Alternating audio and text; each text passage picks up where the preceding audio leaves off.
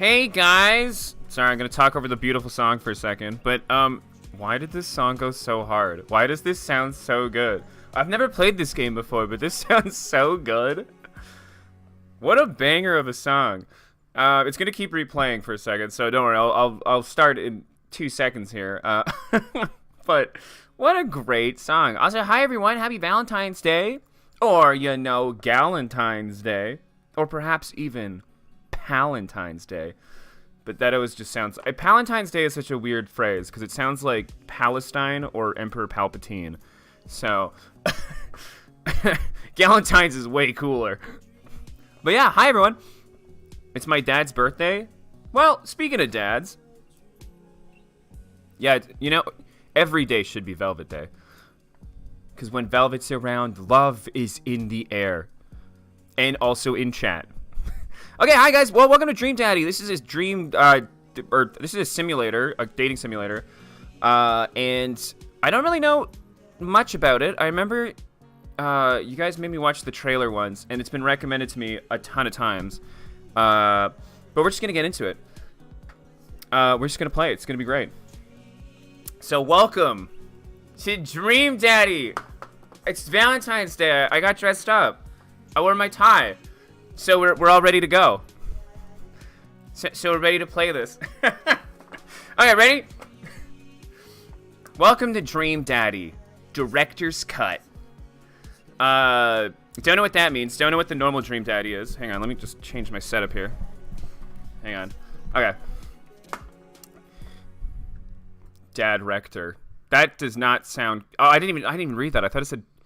That's terrible. I thought this said director. Dad Rector is not a word I think should be in the English language. Okay, welcome, new game. Let's try this out. So again, I've never played this before. I don't know what this is, but yeah, no, I look like I'm going to like my first job interview, and I'm like 18 years old. But this is the only tie I could find. So, all right. So here we go. Welcome. I guess we're asleep. I hope my cam doesn't get in the way. Dad, wake up. Pretend to be dead. Yes. I let my tongue roll out of my mouth and stop breathing. Amanda shakes me. Come on, Dad. This hasn't worked on me since I was 6. I'm sorry, Amanda. This is the end for me. Dad, I swear to God. Amanda, I bequeath to you all of my earthly possessions. Spread my ashes over my recliner. Okay, well, your corpse better not get into the moving van because it's leaving soon. I finally open my eyes and sit up. I'm lying in the middle of the living room, spooning a moving box. I yawn and stretch. Morning, Manda Panda. Dad. Yeah, Dad breath. Go brush your teeth. Dad tip number 24. Always help a friend in need. Okay. Oh, we get to make a dad. What? Yeah, no, I'm gonna be here for a long time because it takes me forever to do any kind of customization in any game. So let's pick our bod. I can be muscular. I can be cool.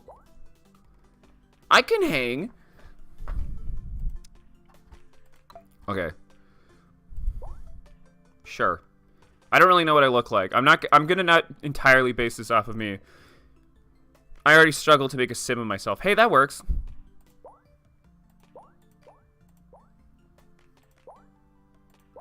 It's kind of similar. It kind of works. Is that Goku's hair? Oh, cool. Cool. All right. I'll just do this, even though Goku hair is way cooler. Well, I always look like I'm tired, according to everyone. So, maybe I should just have some tired ass eyes. Kakarot. Oh, we shredded. Let me be shredded. Hearts for eyes for Valentine's Day. You know what? You're right. You're right. It sends a message.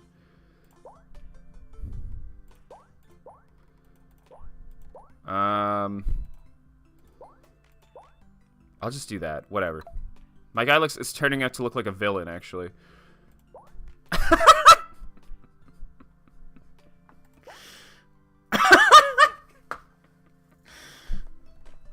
That's me. If that's not me, I don't know who that is. That's totally me. Well, I don't want to be terrifying. I'll just do that. It's not as threatening. Sure. Facial hair. Oh, do I get a mustache? Should I do a mustache?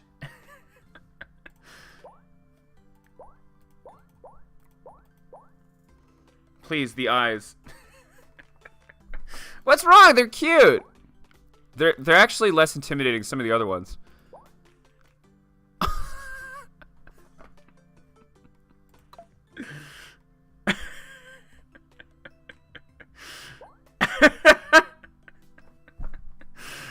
That's gonna get me all the daddies.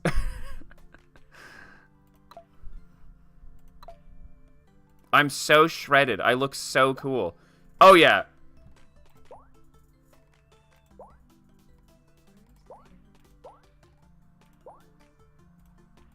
The cat shirt. Isn't that like the bus print? I'll just do this. Looking good, daddy. That's what it says there. Hang on, my camera's blocking it. Looking good, daddy. No, egg shirt was the way to go. No. No, it's not. No, that was awful. I don't want to have egg nipples. My name is going to be Daddy Dinosaur, because I'm a dad. Be that dad. Okay. All right. It's Daddy Dinosaur. Did you fall asleep packing? I got most of it done, I think. Switching around the room, it looks like I did a pretty good job. Every box is sealed except for one. Wait, straggler. What's in it? Looking into the box, I see a bunch of old photos in the photo albums. Wow, I haven't seen these in years. I pull them all out of the dusty albums from the top of the pile, and we begin pulling through them. That's the coolest baby I've ever seen. The only way your mother and I... No, I'm a dad, and this game's only about dads. Your father and I. The only way your father and I could get you to stop crying was to put the sunglasses on you. But whenever we tried to take them off, you'd start crying again. You spent the first 2 years of your life with sunglasses on. Nice! Halloween was when you were maybe 4? Oh my god, that dragon costume. You couldn't decide between being a princess or a dragon, so you went with both. Princess Dragon. Why do I remember crying in that dragon costume? You saw yourself in the mirror and realized you were afraid to... Hey, I did this! Dude, I've done this. Did I ever tell you the story? When I was, probably 3 or 4. My parents dressed me up as a pirate. And they put on makeup and stuff, like a little mustache and like eye patch, and they showed me myself in the mirror, and I actually started sobbing. I started crying. It's literally a home video of me just crying because I'm terrified of myself in the mirror. So I get it, girl. I understand. Right, yup, definitely repressed that memory. I didn't. And this was you in your horse phase. We all go through that one. Dad, I believe you named that plush Sir Horsington the Brave. I don't think that was his... Amanda lunges for the photo, but I quickly snatch it away and hold it above her head with my superior dad arms. Nice try, but this is important blackmail for later down the road.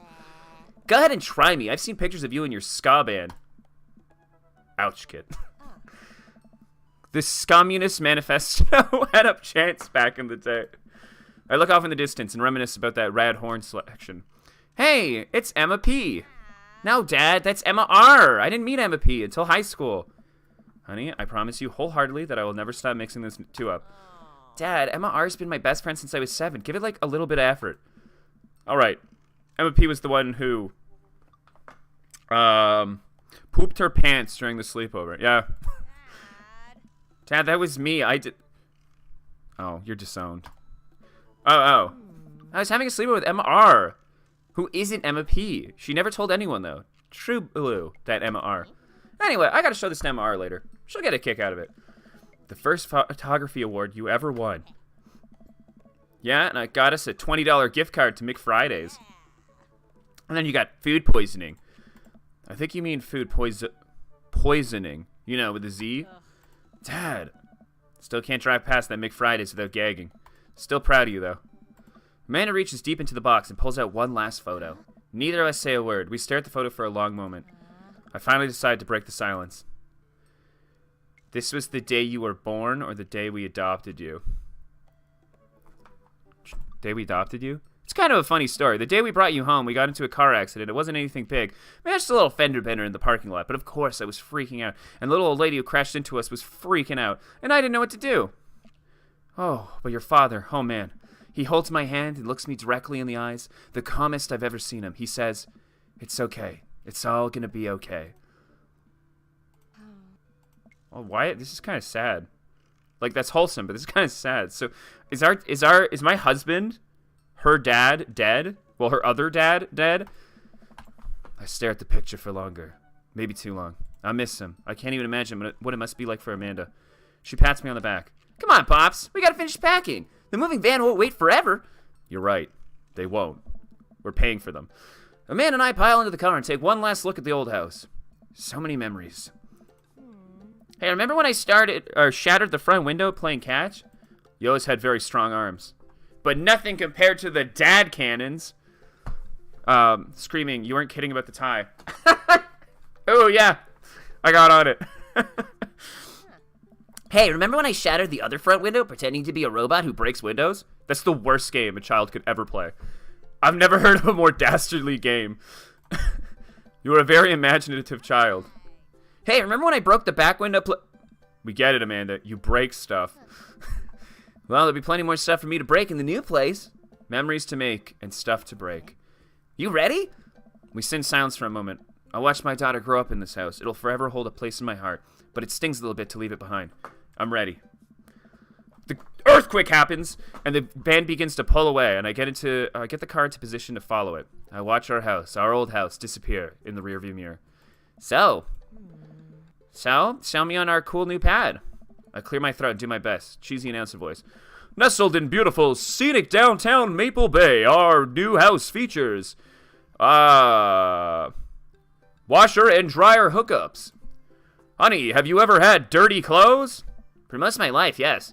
Well, worry about that no longer, as our new place features machinations that will not only clean your clothes, but then dry them. An upper-class luxury, I fear. The concept of clean clothes is no longer in the hands of the fat cats upstairs, sweetie. Anyway, it's also smaller than our last house. Cozier, one might argue. Good spin. I think it's great. Won't we be closer to a lot of cool stuff that we can walk to, so I don't have to waste gas? And I mean, trying to park downtown is, Amanda, you know you're going to have to learn how to parallel park at some point, right? Not gonna happen, Pops. I think someone needs to do a three-point turn on their attitude. Have you met our neighbors yet? Not yet, but the neighborhood seems pretty quiet. So you haven't had to chase any rowdy teens off your lawn? You are the very teen you mock when you say that, honey. I'm in my last year of high school. I'm practically dust. Yeah, you're a real, don't you dare, senior. Dad, I know where this is going. Citizen. I'm just going to ignore that. But I won't forget it. So, what's item number 1 on the new house agenda? Well, first we'll need to get a forged path through the solid wall of boxes that block the living room. I still have to install the washer and dryer. We need to go grocery shopping. Pops, cool your jets. You have to promise me that we're going to take a break. Okay, you're right. There's a lot of talking. A lot of talking with my daughter. Okay, we pull up to the new house and step outside. The lawn is freshly mown, and the for sale sign is still in the yard. Hiya! And with a swift kick from Amanda, the for sale sign is no more. Nice form, Sweet Pea. Amanda, we gotta talk about your violent tendencies. Breaking windows, kicking down signs. I got a problem with authority! Fuck yeah. That's my girl. That's my daughter. I'm so proud. Yeah! I'm so proud. Man, all that karate chopping tuckered me out. I could really go for a sandwich. An ice cream sandwich. Sweetie, it's 10 a.m. I need some coffee ASAP. Do you even see all the dogs in the park nearby? You know what? Thanks for moving us to an area where the dog-to-person ratio is very high. I only want what's best for you. I hope you're prepared for the frequency at which I interrupt conversations to yell, "Dog!" to rock it way up. I mean, you do that a lot already. Hey, it's a dog! Wait, false alarm. It's just a funny-shaped rock. If you want to see real dogs so bad, let's go to that park around the corner. Okay. Amanda and I begin to stroll through the neighborhood. I can't believe how beautiful it is outside. Kids are playing in the street, and the flowers are in bloom. The faint smell of a nearby barbecue drifts through the air. This place is nice. Too nice. I don't trust it. Good eye, honey. You can never be too careful. See that baby in that stroller over there? Government operative. Who made this game? We're on to you, baby! We walk around for a while, eventually end up at a small park. Toddlers chase each other through the playground, and dogs of all shapes and sizes romp through the grass. It's pretty crowded, but Amanda spots a nice empty bench. We start to make our way over to it when... Heads up! Oh, man. I got shot. Oh, frisbee. A frisbee suddenly hits me in the face. Ow! The corgi with a neat black handkerchief tied around its neck bounds up to me, wagging its tail. Hello. I like your necktie. The Game Grumps did. That's right, actually. I was reading that when I was downloading the game. The Game Grumps made this. I don't know why they made this, but I'm happy they did. He runs around in a circle and nudges my leg with his nose. Oh, God, this is the cutest dog. Pet the dog. Impart upon me your wisdom, tiny dog. Ruff, ruff. How long do I have left? What's that? I'm already too late? My fate was predetermined for me long ago. I have no real agency in this cruel lifetime? Ruff, ruff! You're right. I am the master of my domain, for the fate is unknowable. Thank you, wise dog. Ah! You definitely could have caught that. A guy in a Hawaiian shirt jogs over to us and takes the frisbee from me. Is this our first dad? Yeah, frisbees are traditionally caught with your hands, not your face. Well, you're traditionally not supposed to aim for people's heads. I'll catch it with my teeth next time. You caught me off guard this round. Not again. Not ever again. I'm just messing with you. I'm Brian, by the way. I'm Daddy. And this is my daughter, Amanda. I look over at Amanda only to find her sitting on the ground, rubbing the dog's tummy. Hey. Your dog's cool. Old Maxwell sure loves the attention. It's great to see another father and daughter out here on such a sunny day. Where's yours? Brian gestures over to a grassy knoll, where a young girl sits on a checkered blanket. She's reading a book bigger than her head. She puts it down and heads over to us.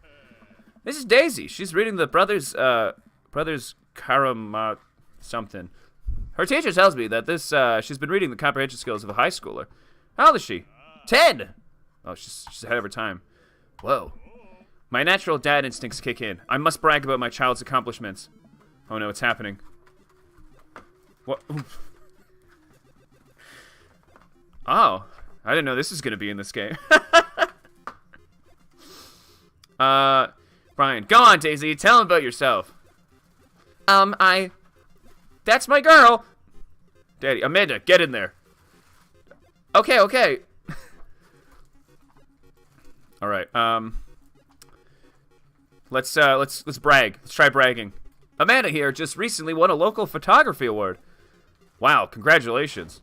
Brian loses 10 HP. Daisy actually just won a statewide poetry contest. Why is that more impressive? I'm going to show them the child art. You unfurl your wallet to reveal a tiny copy of a drawing of a cornucopia Amanda did in the first grade. Cute! It isn't very impressive, but Amanda genuinely appreciates you holding on to it. Brian loses 10 HP. You regain 20 HP. Daisy just started a weekly chess club at her elementary school computer lab. Isn't she 10? She's the president, too, of course. Isn't she 10? Dang, my high school doesn't even have a chess club or a computer lab. Oh, we're taking this guy down. What does this mean? DHTR. Can't switch daughters. Amanda's your only daughter. Oh, I should have had more if I knew I was going to be using them to fight. All right, let's show them the spelling bee photo.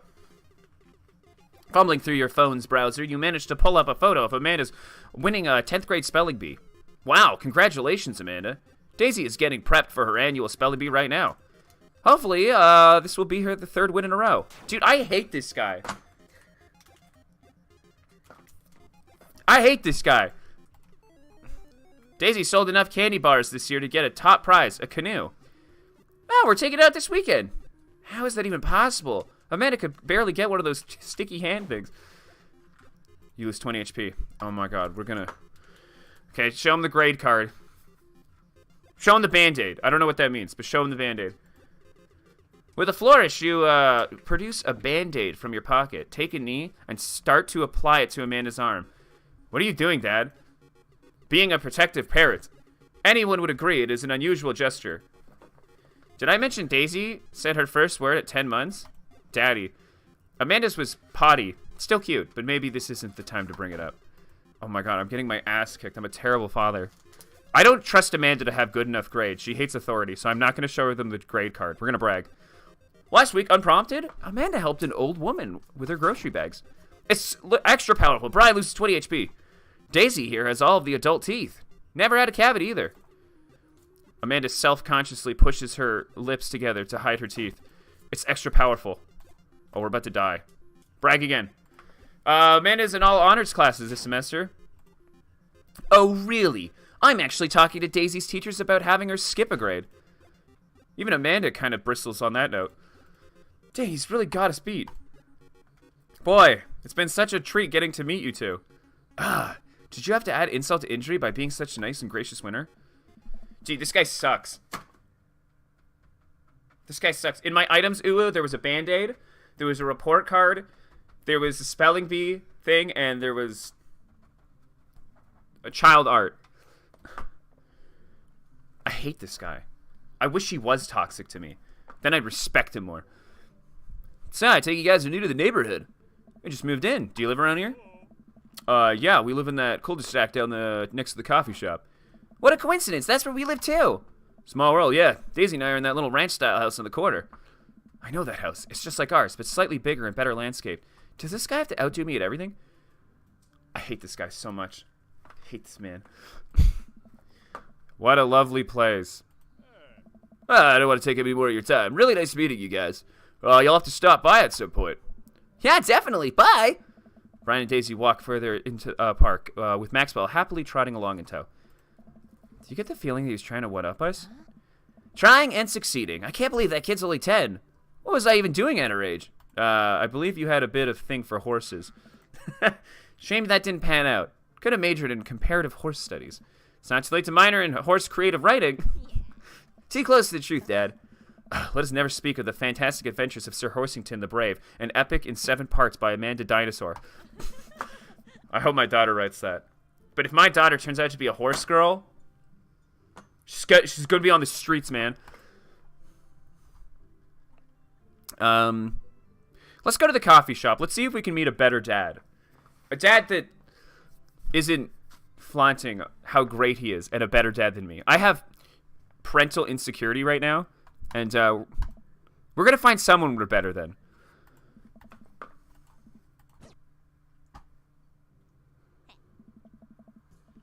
We walked down the street to the coffee shops, or the Coffee Spoon, a cute little place on the corner. Man, this is such a convenient walking distance from our place. I mean, I guess. What's wrong? Why would I go somewhere else and drink coffee on a couch when I could just drink coffee at home on my own couch and not have to make awkward eye contact with other people? At least when I'm home, some random guy isn't going to come up to me and sit on the recliner next to me, and I won't feel like a little weird because technically he's not sitting at my table, but he is very much within my personal zone. Dad? What's with the etiquette when you have a dirty mug? Is there a bin? Do you have to go set it up on the counter because you don't know where else to put it? Or do you leave it there and feel your face flush hot with shame? Dad, are you just afraid to meet new people? Yes, Amanda! We walk inside. The inside of the coffee shop is incredibly warm and inviting. Vinyl records line the walls, and patrons lounge around in the well-worn in couches. Some cool tunes spin on a record player next to a little stage. Welcome to the coffee shop, guys. How's it going? What's with the name? Oh, it's kind of dumb. It gets mentioned in this poem I like, and I thought it was a really good idea at the time. And I suppose it's now still a good idea because, like, the business is still running. But people ask me that question all the time, and I give them the same answer every time. And now I'm standing here rambling, and I'm sure we're all getting more and more uncomfortable the more I keep talking. But man, we're in it now, and I can't stop. Dude, he's hot. Dude, I like this guy. This guy's hot. This guy's hot. He's so much better than the other guy who, like, pissed me off. That other guy made me mad. At least this guy's as awkward as I am. So it'll be I scanned the chalkboard menu and immediately overwhelmed. I'll have a Godspeed you, black coffee. Chai Antwoord. Iced Tegan and Sarah. I didn't even see that. Hey, actually, that's funny. Ooh, you just talked to me about Tegan and Sarah just today. So that's weird that it's here. I don't know. This guy doesn't even have a duck bill. You could put one on. Wait, is that Blondie with the enemy eyes your dadkin? Dadkin's a weird word for it, but yes. Yes, it is. We're going to do the Ice Tegan and Sarah, because Tegan and Sarah are Canadian. And they're twins. Good choice. I don't get it. Oh, it's a pun. Tegan and Sarah, this really awesome Canadian indie band formed in 1995. They were nominated for a Grammy in 2013 and are known for being masters of not only pop hits, but meaningful lyrics. I'm doing the thing again. But coming right up. And for you? I'll have a macchiato DeMarco, please. Coming right up. Do you want that in small, medium, or Biggie Smalls? Medium. Wait, is Biggie Smalls big or small? I should change that. Matt sets to making our drinks, and Amanda and I take a seat on one of the couches. What's his deal? Let the man make a sponge. They're cooler bands than you listen to anyway. Hey! Scott was cool once. The couch is actually pretty comfy. Maybe not comfier than our couch, but it's alright. Good lumber sport. You sink right into it. Okay, it's comfier than our couch. Amanda nudges me. This place is right next to our house, and that guy seems not only cool, but also just as uncomfortable with talking to other people as you are. You should totally become friends with him. I think so. Yes. I can't meet new people if I always stay inside. And I also don't go outside and don't talk to people. See? We're making progress. Matt sets our drinks down at a table, and I have a sip. The iced Teagle and Vera is delicious. That's not what I ordered. Hi, we're new in the neighborhood. I'm Amanda, and this is my dad, Daddy. Oh, right on. Pleased to meet both of you. You ought to come by when my daughter's hanging around the shop. You two might get along. Do we just live in a world of dads and daughters? Yeah, I'm sure. Maybe we'll... Yeah. Amanda kicks my leg from on the table. I'm sure we'll be here a lot. You know what? Let me get your guys' opinion on something. Matt goes back to the back to get something. I'm working on a new banana bread recipe, and I need help coming up with a name for it. Well, I think we're going to have a taste test first. Yeah, we need to give that banana bread a taste if you want us doing free creative labor. I taught her well.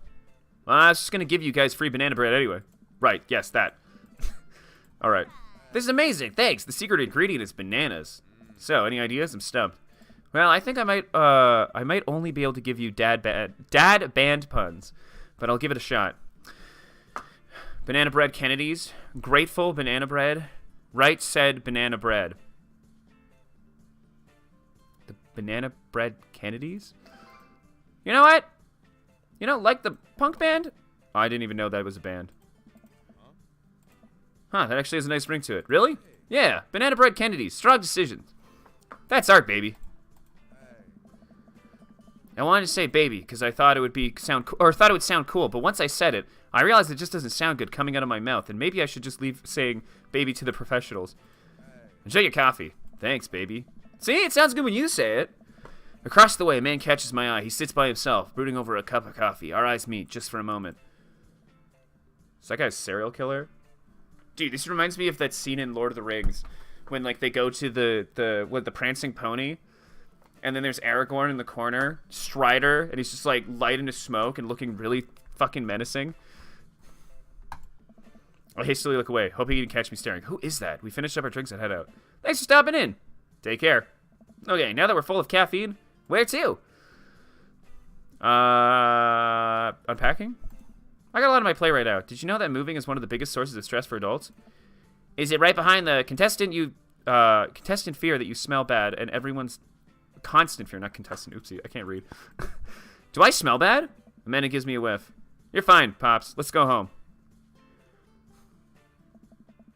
I get to work unpacking the various boxes around the living room. A couple of hours pass and I get some good work done. The washer dryer unit is both washing and drying, and we can actually walk through the living room without tipping over boxes.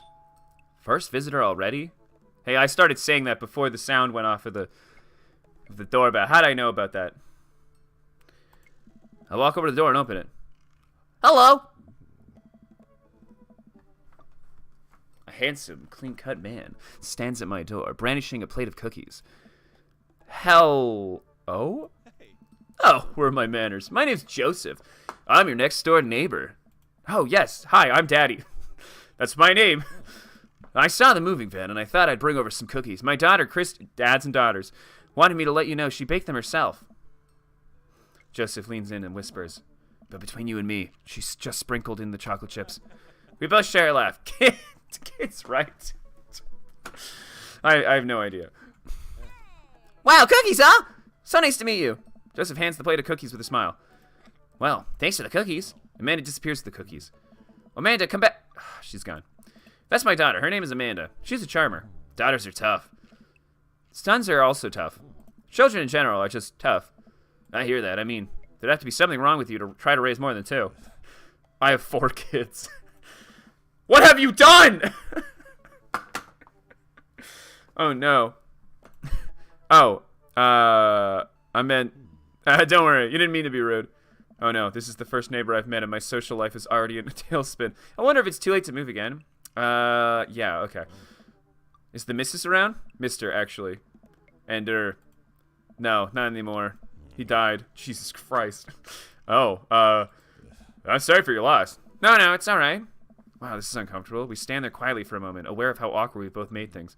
I'm sorry, can you close the door real quick? I looked at Joseph quizzically, but comply. After a second, I hear a knock on the door. Opening it, I see Joseph standing there with a huge smile.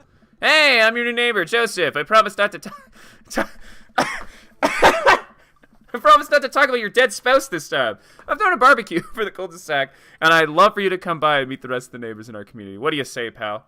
Yeah, this time I won't mention your dead spouse, all right? Yeesh. Jesus Christ. I like this guy. This guy's funny. That kind of humor would work on me. I'd be like, that is so fucked up to say. All right, get in here. That sounds great. My daughter Amanda and I would love to stop by. Also, 4 kids is a perfectly normal amount. Perfectly good normal amount to have. Yes, I don't think you're crazy for that. We shake hands to the deal. Well, neighbor, I'll see you at 3 p.m. sharp on Saturday. Sure thing, neighbor. Joseph starts walking away, but stops to think for a second and turns around. Hey, in all seriousness, raising a kid on your own can't be easy. You ever need to come over and stuff? And talk? I'm the youth minister at a church down the street. Oh, okay. Oh, I don't know. I wouldn't really consider myself a youth. Did you just say wink out loud? You look pretty young to me, but see yourself. And with that, Joseph's gone. You seem nice. Amanda walks back in the living room, crumbs all over her face and cookie in hand. That was the smoothest recover I've ever seen. I should be taking notes. See? You're already fitting in great. Where'd those cookies go? They're gone. I'm sorry. If it makes you feel any better, they weren't that good. So you ate all of them anyway? I guess that makes it break time. No, don't say the word break.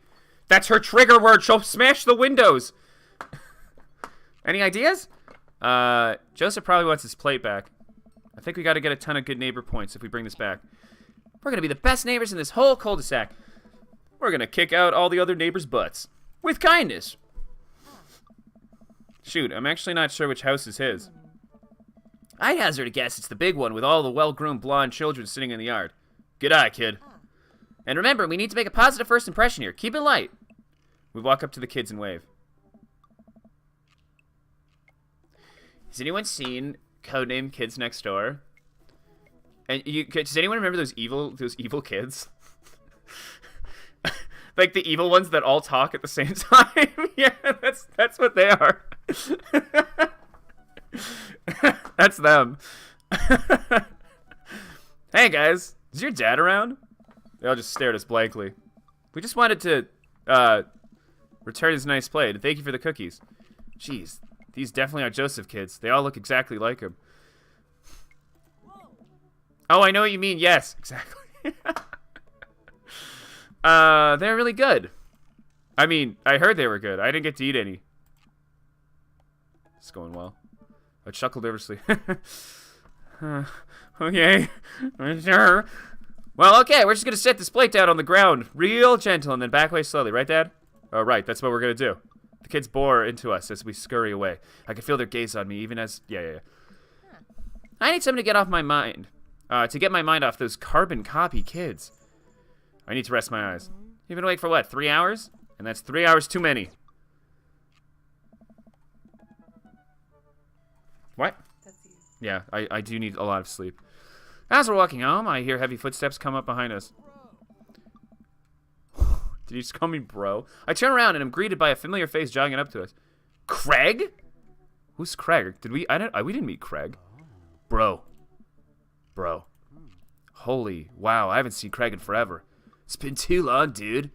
Yeah, wow, you look great. Haha, yeah, I cleaned up my act. Clean up his act? Are you kidding me? Amanda, this is my friend Craig. We went to college together. We were roommates for a while, too. Amanda, dude, you probably don't remember me, but you're so big now. It's not a nice thing to say to someone. Hello, cute baby. Ah, thank you. The last time I saw you, I think you were about her size. This is River. Say hi, River. He picks up her tiny wrist and waves it around. River gurgles happily. Are you babysitting? Nah, dude, River's my kid. Man, it has been a long time. Feels like 1 minute we're rolling up to the exams with bad hangovers, and the next we're both fathers. Where you been, man? I was working in California, just relocated to the business back to Maple Bay. Now kidding, Amanda and I just moved to this side of town. I mean Ashley. Ashley is her name. She actually goes by Smashley, and we got divorced last year. Oh, dude, I'm so sorry. It's old news. We take turns taking care of River and the twins. Twins? You have 3 kids? 8 life sub, bro, right? Kegstand Craig is a father. Of 3. Kegstand Craig? Oh, yeah, it was my old college nickname. He got it because he did a lot of keg stands. It's that thing where you do a handstand on a keg and then drink from the keg. Hey, don't give her any ideas. Craig, back away from my daughter. You're a bad influence. But you look great. I like your hair a lot. Oh, False Jess, thanks for the $10 donation. Dang it, Dad Thaniel. There we go. That's the pun of the night. Dad Thaniel. False Jess, thank you so much. Dad Thaniel thanks you for his dad allowance. Thank you for giving me dad allowance. It's usually the other way around, but today it's dad allowance day. So thank you. Thank you, False Jess. I appreciate it a lot. First dono and pun of the stream is good. Can't top that. Thanks, False Jest. Dad Thaniel. That's what I could have called myself. False Jest, damn it, where were you when I was naming my character? Now I'm just Daddy Dinosaur. I could have been Dad Thaniel, the daddiest of daddy dinosaurs. Damn. He was very good at it. Ah, bro, I hate to be that guy, but I'm in the middle of a daily jog, and I really got to keep up my heart rate. Brought River along for, resistance training. Do you jog daily? I jog yearly. On January 1st, when I promised myself I'm going to jog for the rest of the year, and then give up 30 minutes and just walk home. Well, it's never too late to get back into it, dude. You should join me sometime. Ha, I don't know. Come on, it'd be fun. We could grab breakfast afterwards, catch up. We could do a bro brunch like the good old days. All right, sure. It sounds great. Great. Let's get that going soon. I better get moving. Good to see you guys. Greg gives a little wave, puts his earbuds back in, and jogs off. I can't believe Craig is ripped and has kids. I'm reeling. Why's that? The Craig I knew is not fit to be responsible for any living thing, including and especially himself. One time I watched him drink an entire jar of marinara sauce for dinner. Amanda, he opened up a new jar of marinara sauce, and then he drank it like it was a normal thing people do. It was unholy. And then I asked him what the hell he was doing, and he said, and I quote, "It's basically a smoothie, bro." I mean, technically, he jogs. He was jogging. He was like a totally different person. Anyway, we better go home. I'll have plenty of time to reflect on how old I feel later. Drinking marinara sauce is like a power move. So Craig's a good option here. I just don't want to jog with him. I'm not going to jog with him. I don't want to do that. Jogging is for people who hate themselves and want to suffer. Amanda and I flop onto the couch. Amanda has to shove some empty boxes out of the way before she can sit. Too bad we're going to be putting my stuff right back into these boxes in a few months. No, don't say that. Oh, Dad, it's going to be okay. I know. It's just, you're my little girl. It's going to be weird not having you around. I'll come visit, and I'll text you every day, and I'll take lots of pictures. I mean, obviously, I'm a photography major. You promise? Of course. Are you going to be okay by your lonesome? Oh, come on, I'll be fine. I'll get a dog or something. A dog? Forget art school. I'll stay for the dog. Medium-sized dog, handkerchief around the neck. I get to name it. That's what it'll cost me for me to give up on my dreams. I'm a woman of simple wants and needs. Well, a dog is a lot cheaper than college. Suddenly, a pile of envelopes slide through the mail slot. Speaking of college, Amanda darts over to the envelopes and shuffles through them. She pulls out one, and then... This is from McGowan College of Art and Design. Open it. Oh, but I'm scared. It's just an envelope. Yeah, what are you, scared of envelopes? You scared of getting a paper cut? You big baby? She takes a deep breath and rips the letter open with her teeth. Hey, that's how I open things. In the most barbaric way possible. Joe gave me a controller. He sent a controller to my P.O. box the other day, and I just, like, absolutely massacred the box for it. I hate when you... Yeah, Charlie really hates when I fucking massacre letters and boxes. I open everything with, like, brute force alone. I do not have time to, like, remove tape. It's just get into it. Like I'm a savage wild animal. We have a letter opener, but okay. I hold my breath while Amanda's eyes dart back and forth, scanning the letter. What does it say? The admissions committee has reviewed your application. Blah, blah, blah. Her face drops. Regret to inform you that you are unable to offer you admission to McGowan College of Art and Design. Oh, sweetie. It's okay. I saw it coming. I knew they shouldn't have put that experimental stuff on my portfolio. Their admissions officer told me they just want to see portraits of whatever. Oh, you're an amazing photographer. I know how much work you put into your portfolio. Some other school is going to want to snatch you up for sure. Yeah, I know. It's fine. Are you actually fine, or are you just saying that? I'm fine. Really. Her face says the opposite, but I probably shouldn't push her on this. Oh, before I forget, MR and MP are sleeping over tonight. So don't walk around shirtless, Dad. You need to be out of here the way because I'm painfully uncool. I would choose more delicate phrasing, but well, I'll have you know that I conveniently already have plans for tonight, so you'll have to the place to yourself. Yeah, what are your plans? Quick, think of plans. I'm gonna go clubbing. I'm gonna attend the union meeting. I am secretly the mayor of this town. Yes, Amanda, the town needs me. I need to perform my mayoral duties. I must don my top hat and wear my monocle. I think you're thinking of the guy from Monopoly. He was a mayor, right? He was not. Right. I'm just kidding. I'm actually going to go out and watch the game. What do boys do? What am I... Go have a beer? What? Which game? You know, the game. The one that's on tonight. The game on TV. At somewhere other than here. Okay, cool. While you do that, I'm going to do drugs and commit some light arson with the Emmas. That's my girl. That's my girl. All right, nothing hard though, all right? I'm concerned you're hanging out with the wrong crowd. I would expect you guys to be up to white-collar crime by this point. Maybe money laundering. I'm a street rat, Pops. You're kidding about doing drugs and crime, right? Yes, Dad. Just making sure. I give her a pat on the head. Have fun with your sports. Are you being sarcastic? No, making fun of sports is played out. That's right. It's cool to let people like things. Even if it's sports. I do some light cleaning around the house and decide to clear out right before Amanda's friends arrive.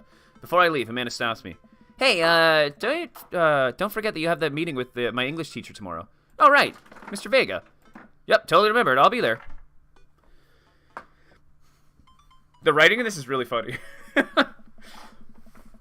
Wow, I guess I really didn't think this plan through. I'm not entirely sure what the closest bar is, and Amanda still hasn't shown me how to use the GPS on my phone. Let's go this way. Cool. Okay, we're marching. We're marching in the direction of the game. Any game, really. In the distance. Could it be? A big, burned-out neon sign hangs above a tiny dive bar. Jim and Kim's, huh? All right, it'll do. The bar is small and dimly lit. The crack of pool balls sound in the back. A string of multicolored Christmas lights hover above the bartender. I can't tell if he's Jim or Kim. I pull up a seat at the bar. What'll it be? One beer, please. Singular. Sure thing, boss. The bartender slides me an ice-cold beer. I take a sip and enjoy the refreshing taste. Oh, just manly dad stuff. Just getting a beer, watching the game. Say, are you Kim or Jim? I'm Neil. Oh. I awkwardly turn my attention to the game, which is playing on one of the TVs on the wall. As luck would have it, my team of preference is not only playing, but is currently in the lead, which is always a good thing. The brightly colored mascot, which is some kind of animal, does cartwheels. I silently cheer on my favorite team, hoping that I don't get into any confrontational arguments with a fan of the opposing team. Several people in this bar are wearing the distinct colors of the team I dislike, although I believe from their demeanor, like me, the passion for their team is all in good fun. A middle-aged woman holding a nearly empty wine glass slides up to the bar and sits uncomfortably close to me. Hey, sailor. Oh, hi. Good to see fresh meat in here. I'm Mary. Come here often? Oh no, I actually just moved to this part of town. I'm Daddy, by the way. You watching the game, son? Yeah, my preferred team is in the lead. If they keep this up, they'll win the game with ease. I love that team. I also love that game. I love someone who knows their way around ball. Why would you say that to someone you just met? Why would you say that to a stranger? I love balls. Getting the impression she's a little drunk. Dude, a little? Buy a gal a drink? Do we buy Mary a drink? I think Mary could be cut off at this point. I think Mary should go home immediately. I think we got to do it. Everyone look away. This is not what you should do, okay? You don't do this. Don't do that. We're going to buy her the drink, but I want to see what happens. But don't ever do this in real life. If someone needs to be cut off, they need to be cut off. Don't you want to see what happens? Mary sounds like the kind of person who enjoys arson and chain smokes from the flames. You're setting a bad example, Danny. Dude, my kid's at home doing drugs right now. Alright, fine, we won't do it. We won't do it, you squares. You squares. Maybe some other time? See yourself, sailor.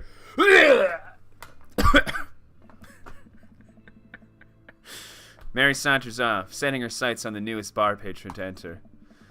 I happily watch the game over another beer. The game has gotten close in terms of points. A little too close than what I'm comfortable with.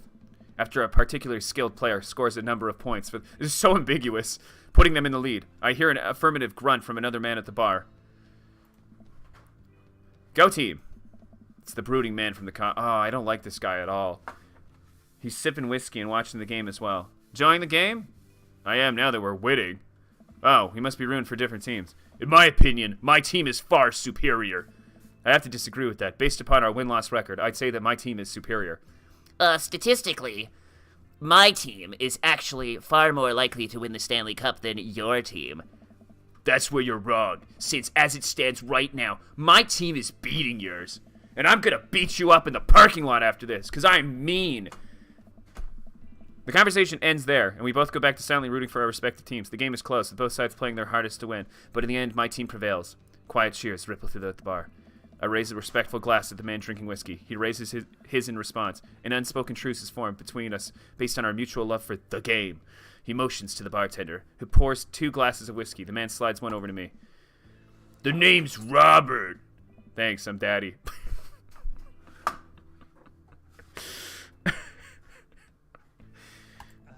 You must be new here. Mary already hit on you? Yeah. She's a peach. Well, you picked the best bar in town. As slimy as it is, you'll never find a better spot than Kim and Jim's. Is there actually a Kim or Jim that runs this place? No, that'd be Neil. Neil waves from across the bar. Good guy, Neil. Not enough Neils in this world. Okay. This dude fucking sucks. Fuck this guy. You a whiskey fella or a beer fella? Beer, but I'll drink most things. It's me. You like shots? Oh, shots fired. I don't like them. I love shots! Oh, that was the wrong answer. Oh. Shouldn't have said that. I don't want this guy to like me. I'm terrified of this. This man could kill me. This man would eat me. He's so scary. Robert nods to Neil, who serves up the 2 shots of whiskey, hands one to me. Here's to your health. We take their shots. The whiskey burns going down, but I try my hardest to look tough. Wait, I think this is what making friends is. Okay, Daddy, this This guy's out of my friend league, but I think if I play my cards right, we'll be pals in no time. Compliment his cool leather jacket. Compliment his rugged good looks. Compliment his hand tattoo. What's the option to not? I like your tattoo. What does it mean?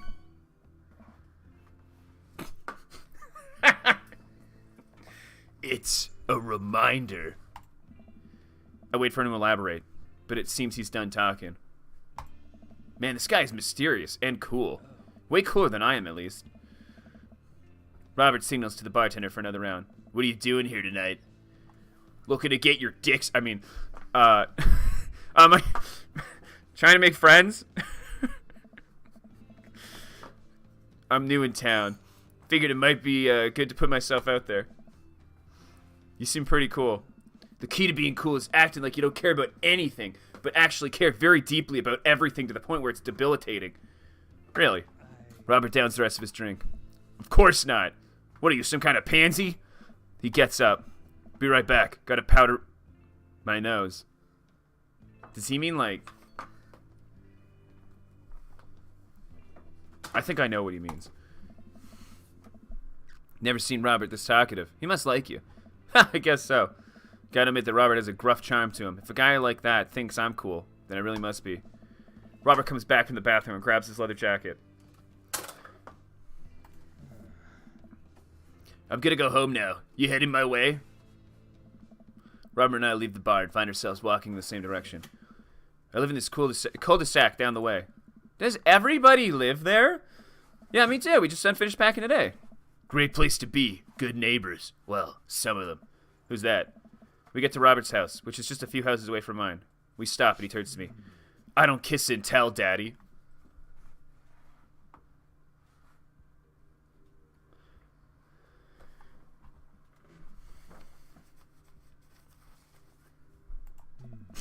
So we doing this or what? What? Sucking? What are we doing here? What? You know, do you want to come inside or not?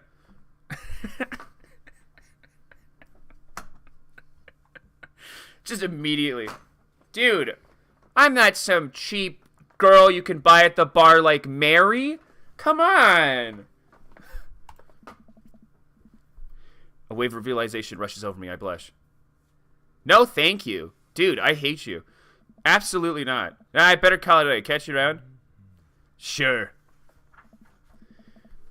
I am not going into that man's house because I will not leave that house. He will kill me. He will axe murder me. He will kill me if I go in there.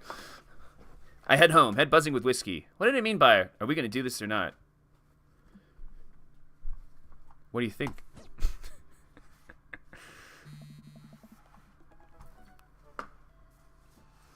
I wake up to a text from an unknown number. Rise and shine, early bird. Still want to work out? This is Craig, by the way. Holy crap, it's 6 a.m. Who does 6 a.m. anymore? Without realizing it, I drift back to sleep. Whoops, must have winked out.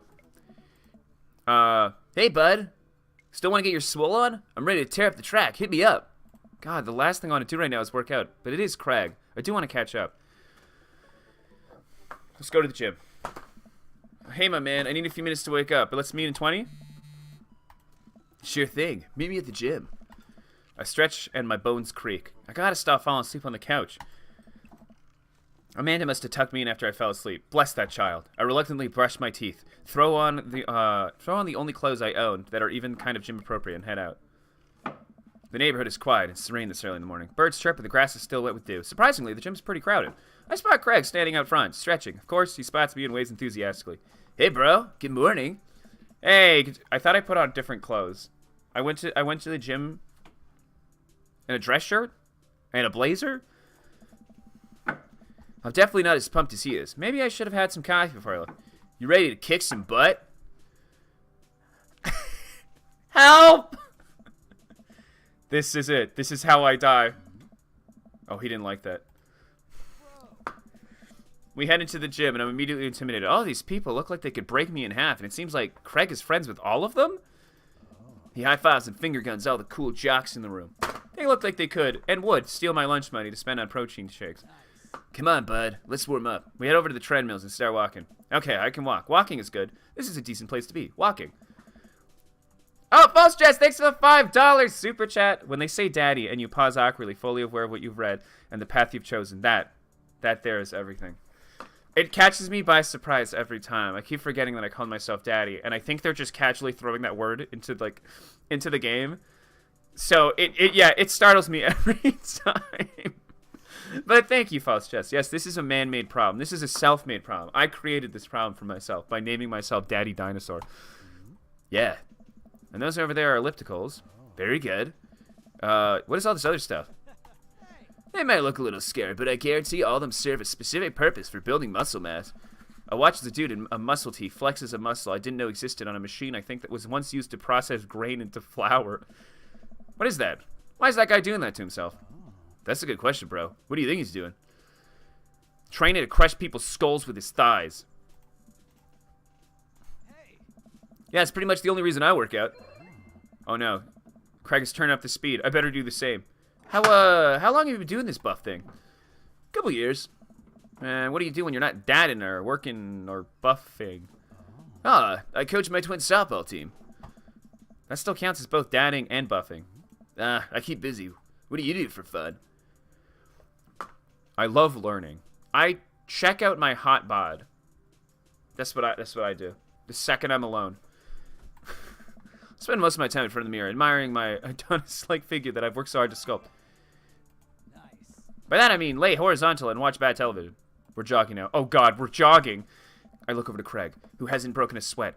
How is he doing this so effortlessly? I'm dying. I can feel my life force straining through my every orifice of my body. Hey, remember when my fish died in college?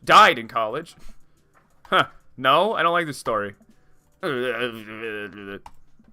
Oh my God, he's really bumping up the speed again. I guess I better do it too. Oh, this is fast. This is very fast. And we were at that party, and you vowed to make me feel better? You tell me to create a distraction, so of course, I do a sick keg stand and get everyone cheering. And then I try to steal a fish from the fish tank at the party with my bare hands like an idiot. And then you drop the fish, and it's flopping all over, and you panic, so you run up to me, post-keg stand with a dying, dirty fish in your hand that you've scooped up off the ground, and you're yelling at me that we have to leave. So we're running out of the frat party with the fish and trying to give it mouth-to-mouth resuscitation. And we get him home and get him into the bowl of water, but the prognosis was grim. And the next day, he's alive and well. Dude! They never did catch the great fish thieves of Grand Ridge U. And they never will. I shoot off the end of the treadmill and crash into the walls. Jesus, that hurts. Dude, bro, are you okay? Craig offers me a hand and looks me over for injuries. I'm fantastic. I managed to stand up and rub my back. Doesn't hurt now, but I'm sure it will later. You don't have to push yourself like that. I always know your limits. Well, I think I might call our gym adventure here. You sure? Yeah. All right, well, here. I bought this for you. Craig hands me a shaker bottle full of a thick green liquid. I stirred it with what must be apparent distaste. It's a protein shake, bro. Oh, thank you. He wants me to drink it. Oh boy, here goes. I take a small sip. It's actually delicious. Wow, this is really good. And good for you. It's my special recipe. I'm pretty proud of it. Let me know if you ever want to work out again. Maybe we could try running around the neighborhood if treadmill's not your speed. No pun intended, bro. Good one. Well, I'm gonna go put some ice on this. I'll see you around. I leave the gym, feeling ashamed. Craig used to order delivery from the pizza place across the street from our dorm, and now he can run in circles around me, literally. Man, I gotta work on this dad bod. I get home and lie down on the couch. It hurts to move. Oh God, I'm so old. Oh no, I must have fallen asleep. Do I have a job?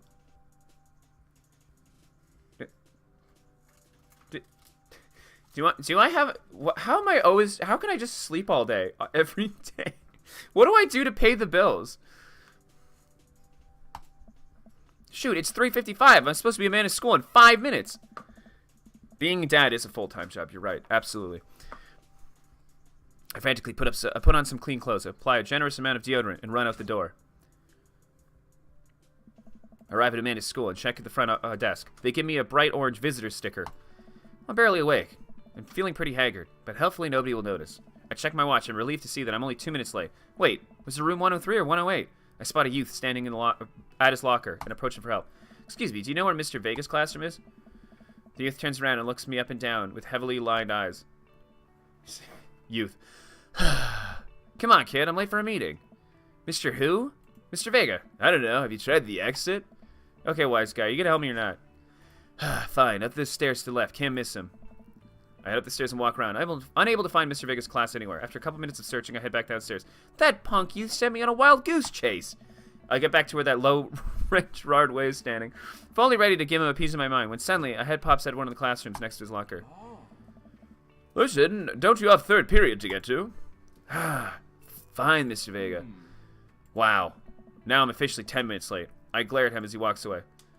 We're not cool. Well, you must be Daddy. This period's almost over. Would you mind waiting in the back? Mr. Vega leads me in, and I take a seat in one of the comically small students' desks in the back. I might get stuck in this. Alright, where were we? Now, who can tell me about the unreliability of the narrator in J.D. Salinger's Catcher in the Rye? Wait, I'm late for this meeting, but he has a class going?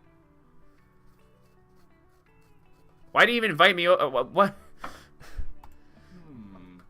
Yes, Colin. Colin stands up and does a thing where he blows into the crook of his elbow to make a fart noise. The whole class erupts in laughter. All right, everybody. Very funny. Colin, meet me out back. I'm going to kick your ass. Now, Holden Caulfield is an unreliable narrator in the sense that the bell for the end of the period rings. All the students immediately get up and make a break for the door. Remember to do reading and answer this response questions on page 194 in your textbook. Nobody's listening.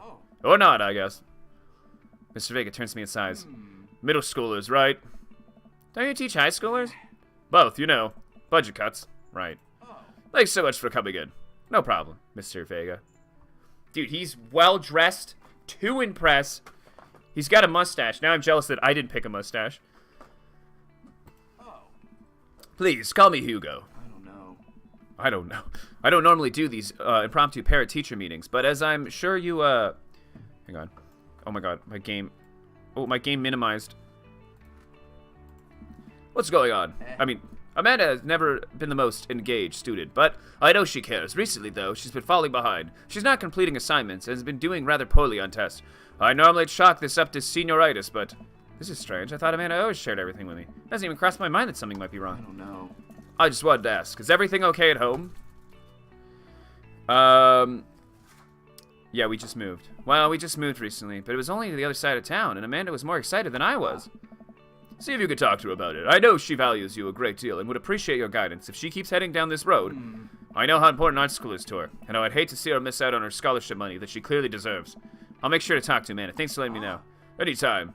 I'm going to stop, thinking for a moment. I turn to Hugo. Hey, Hugo. Yes? Did you ever catch that rye? It's like, get the fuck out of my classroom. Yes. I leave the classroom and make my way out of the school. I'm still a little bit in shock that Amanda was able to hide so well from me. She's always been such a force of positivity in my life, especially after we lost her father. Amanda must have been done with classes for the day by now. I'm sure she'd appreciate a ride home. And maybe I can talk to her about what's going on.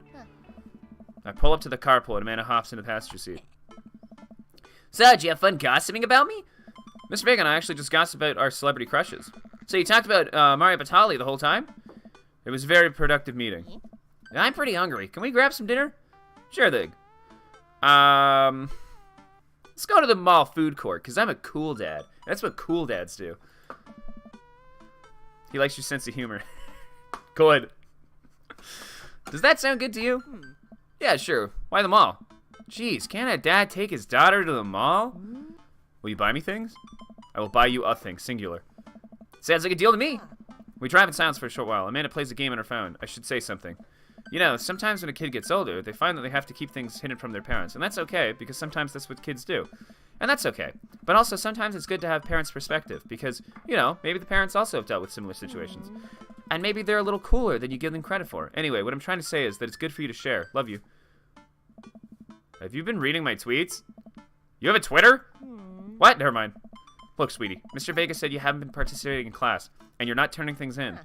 Oh, I'm fine, Pops. Senioritis and all that. I thought you liked Mr. Vega's class. It's fine, he's fine. They pull to a stoplight, and I manage. She's still texting.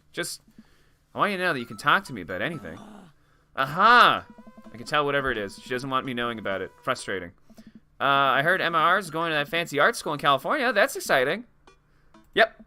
Are you bummed that you guys aren't going to go to the same school? Yep. Amanda keeps texting. She stifles a laugh. What's so funny?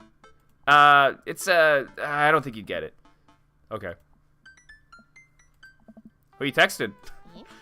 Noah. Who's Noah? My friend? Does he go to your school? Yep. Do you like Noah? What? No! Dad! Ew! Boys! Gross! Bleh! Ugh. Can't believe you would... Dad! I mean, jeez. God. Ugh. Why would you... Ugh. Gross. Sorry. Just asking. Dad, he's just my friend. Guys and girls can be friends. He's my friend. Okay. Jeez. This is going well. Well, good talk. Love you, kiddo. She leans forward and turns up the radio. I guess the conversation over. To the mall, then. We arrive at the mall, a big indoor shopping center with a couple of different floors. It's a kind of dead, but that doesn't stop a mall security guard from yelling at a group of loitering teens. Let's eat something disgusting for dinner. Hell yeah! Language, Missy. Heck yeah! Better.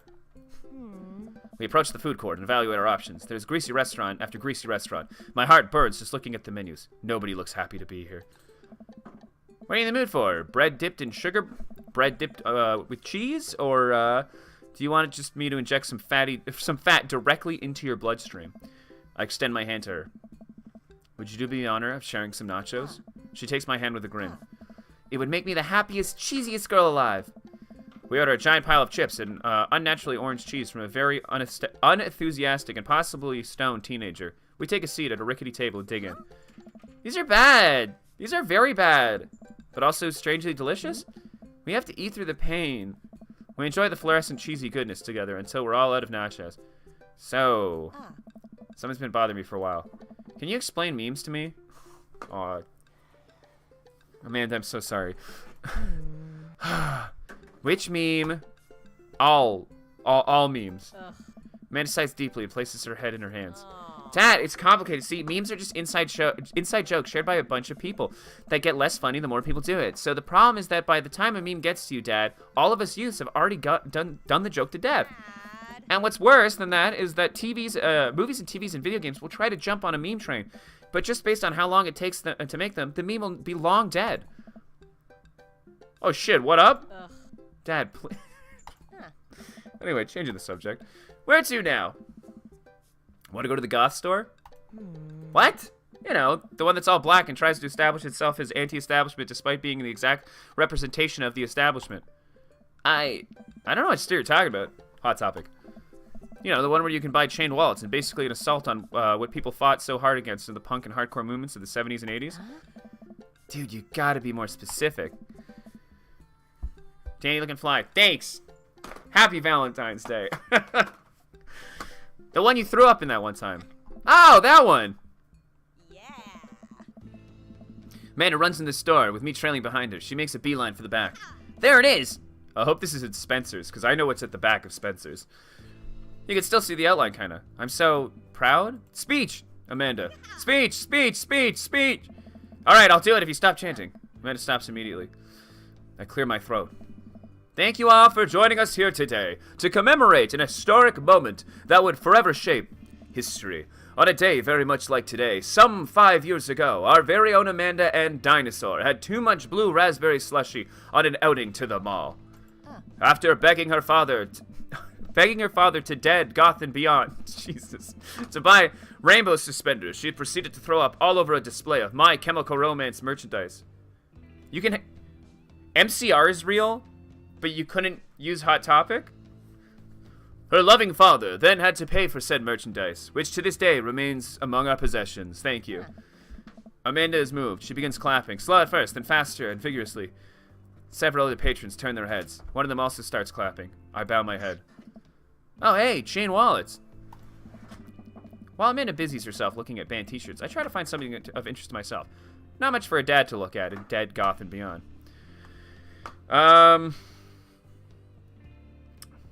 Let's look at the ironic mugs. I'm suddenly stricken by the existential fear. If there's only one number one dad, then why are there so many mugs that say that? This whole time I thought I was the only one. If I'm not number one, where do I place on the global dad ranking charts? I have work to do. Look, this is very important to me. Fucking vampire? I overhear goddamn Dracula coming over here. An older gentleman is carrying a garment and showing it to a bored-looking cashier with pink hair. I can see that. Don't know what to tell you, dude. I just work here. Listen, when I bought this online, the website said this blouse was Victorian-inspired. However, when I received it, it is clearly held the trademark of Edwardian dressage. Do you want a coupon? Do you want a coupon? I can give you a coupon. Will you leave if I give you a coupon? Is there a manager present? People have to know what they're buying. I am the manager. I see. Well, it would seem that I've outstayed my welcome. Good day, shopkeep. Your superiors will receive a strongly worded letter by post. Whatever, dude. The man whirls around and storms out, his literal coattails trailing behind him. Is that an actual... Did an actual vampire just walk in here? Spooky. Marry this one. He's the one. Yeah, no, he looks like Alucard. Yeah, with black hair. Dude, I don't know. I don't know if I could... I don't think he'd have a sense of humor. You got to be someone who makes you laugh, not someone who sucks your blood and also sucks your... Amanda trots up to me with a t-shirt in her hand. Oh boy, here it comes. Hey, Dad Trod 5000. Yes, I'll buy it for you. Wow, that was easy. Thanks. At least it's only one this time. Amanda plops the shirt into the counter and grins at the cashier. I love your hair. The cashier says nothing and rings Amanda up, radiating hatred. I hand her a 20. So, what was that guy's deal? The cashier rolls her eyes so hard I'm worried she's gonna pull something. That's Damien. He's in here all the time. He's obsessed with Victorian fashion or whatever. She hands Amanda her bag, and it's clear the conversation's over. We make our way out of the store and head home to get some rest. Danny, who's your first choice right now?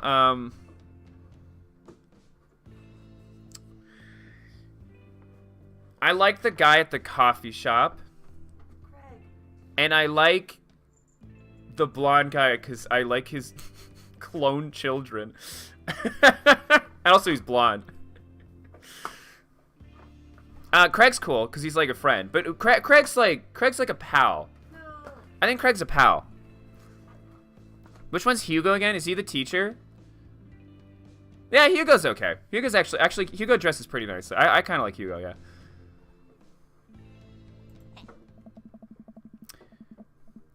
No, the guy at the bar is my least favorite. Actually, no, the dad that tried to one-up me is my least favorite.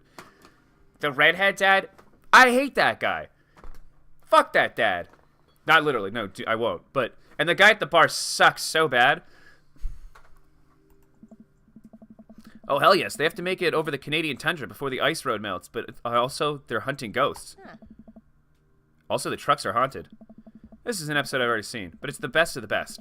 Callum and Flint, Dogbone, and the twin brother truck driving a ghost hunting duo find themselves in the greatest peril yet. Oh no, the ghost done got out of the truck. I can't steer on them there damn ice roads. I'm gonna use this EVP meter to try and communicate with the spirits. Flint, we're about to die. Almost got it. If you listen carefully, it sounds like it's saying you're gonna die. That's because we're gonna die. This is art. An episode ends, and Amanda excuses herself to go and start arguments on the internet. I stay up a little longer, curious of what the exploits of Callum and Flint Dogbone after the disastrous ice road accident. Afterward, I crawl into bed. Are you ginger-phobic, Danny? No, that dad sucks for so many other reasons, okay? Listen, the first time I meet him, he wants to battle me Pokemon style with his daughter. No, I'm the best dad. I'm the #1 dad here. Morning, sleepyhead. 5 more minutes. You've never, ever let me have 5 more minutes, so get up. Fine. Being ginger is just one of them.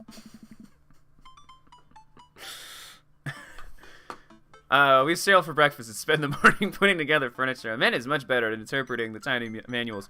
We're able to put together a few shelves in one desk, but I'm pretty sure it was supposed to be a bookcase. Say, excited for the cookout today? Excited to beef up my grilling skills. If there's food, I'm excited. I'm all over those terrible store-bought sugar cookies that everyone brings to parties. Those are good. Dude, yeah, those are good. Those sugar cookies are so good. Danny, just be the neighborhood bicycle.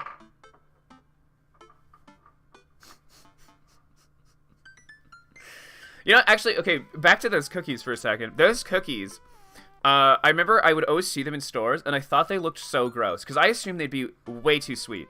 So I just never got them. And then one day I finally tried them, and I was like, actually, oh, this shit's good. I remember, because at the old grocery store I used to work at, we, like, had to throw away some, because, like, it got damaged or something, so we decided to all eat it, which is stealing, and we could have got fired for. But we did it anyway, and, yeah, I was like, wait, these have been good the whole time? These have been good the whole time? I've been sleeping on the sugar cookies? Which means there are more for me. Don't you want to meet some of the people in the neighborhood? I'll probably end up standing uncomfortably in the corner with a plate of food and hope that nobody talks to me. Dad, you're a beautiful work in progress.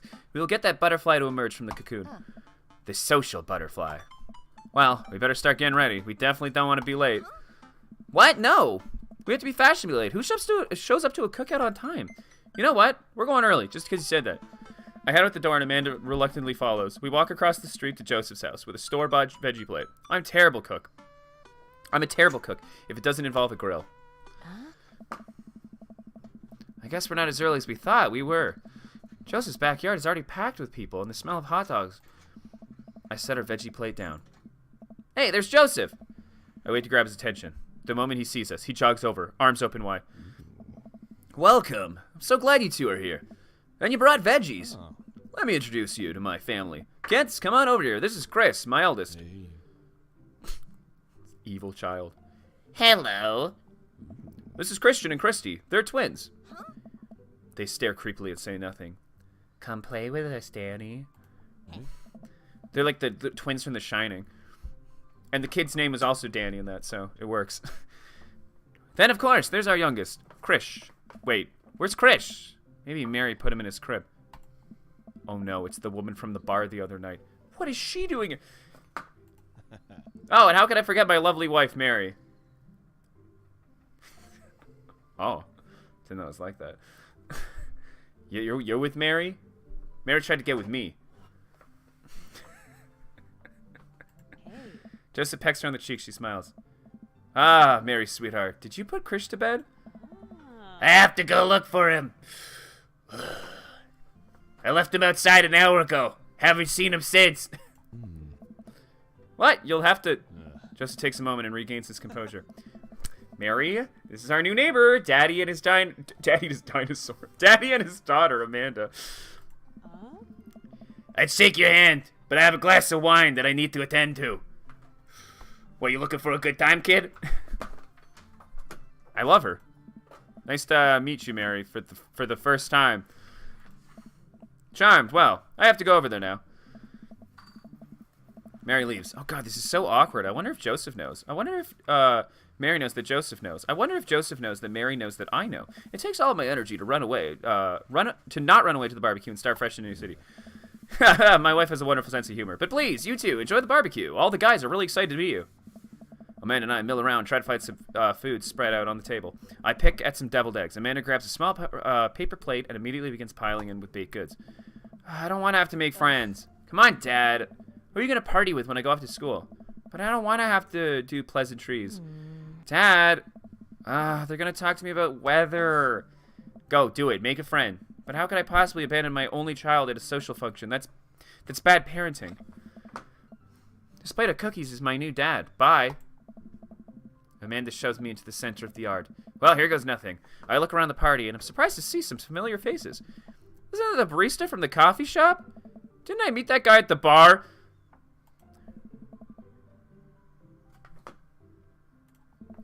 Isn't that guy who's throwing a fit in Dead Goth and Beyond? Isn't that Amanda's teacher? Hey, I know Craig. But wait a second. All these people live in our cul-de-sac. That can't be right. I better investigate. Burger time. Dude, all of my favorite people are actually kind of in the same spot right now. Look, dude, Matt, Hugo, and Craig. Let's go talk to them. Yeah, fuck yeah. Let's go. Everyone's here. Daddies, assemble. Matt and Hugo seem to be embroiled in an intense discussion. Craig looks on, smiling politely. I walk over to say hello. Well, I don't think it's fair to try and compare two art movements like that.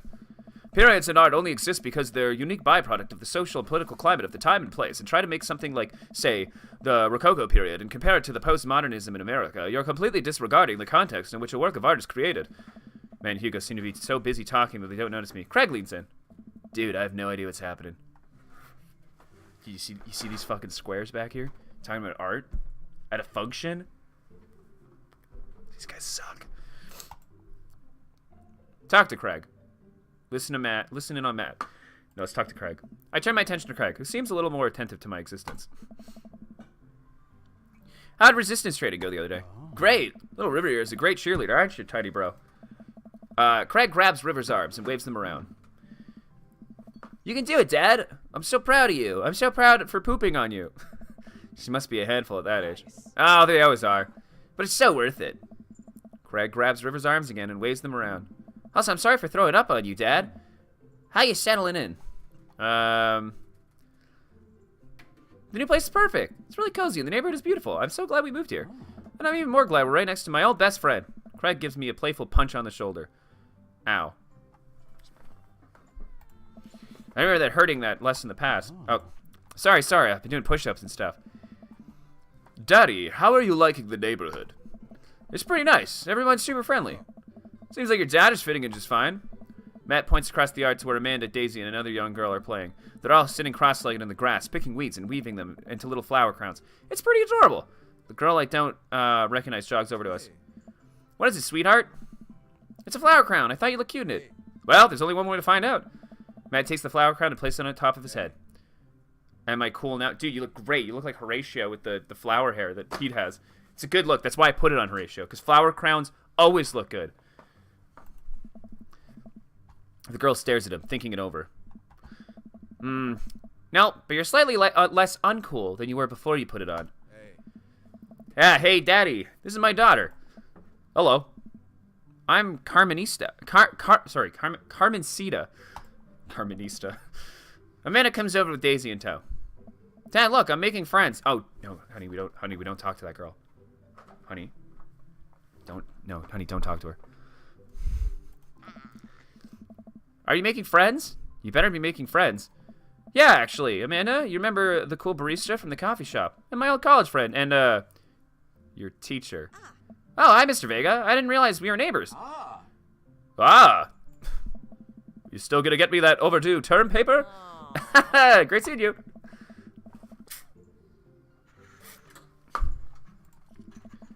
She letting the finger guns move for me. I'm very proud. She's definitely a charmer. Speaking of which, where did my son go? What? Hugo looks around the party. We must finally spot him, because his eyes go wide. Sweet man, Chago. These voice lines. These fucking voice lines. Ernest Hemingway, Vega. Are you smoking? Ernest is holding a lit cigarette. Nope. I see Ernest across the way. He casually takes a long drag of a cigarette and then flicks it into the gutter. Unbelievable. Excuse me. He called his kid Ernest Hemingway? Okay. I mean, that's pretty cool, but like... Alright. Coconut! Thanks for the $2 super chat. I appreciate that a lot. Thank you. Thanks, Coconut. Full government name. That's when you know you're in trouble. Kids, right? Man, I do not envy Hugo. The last barbecue we had, Ernest tried to shove a sparkler down Joseph's pants. Nearly burned down half the yard. And the barbecue we had before that, he actually burned down half the yard. And then it spread onto my lawn and burned down half of my yard, too. Hugo walks back over to us, practically dragging Ernest behind him. Hey, everyone, this is my problem child. Hello. Ernest looks away, sulking, his hands shoved deep in his pockets. Hugo nudges him impatiently. Hey. Nice to meet you, Ernest. What grade are you in? Doesn't matter.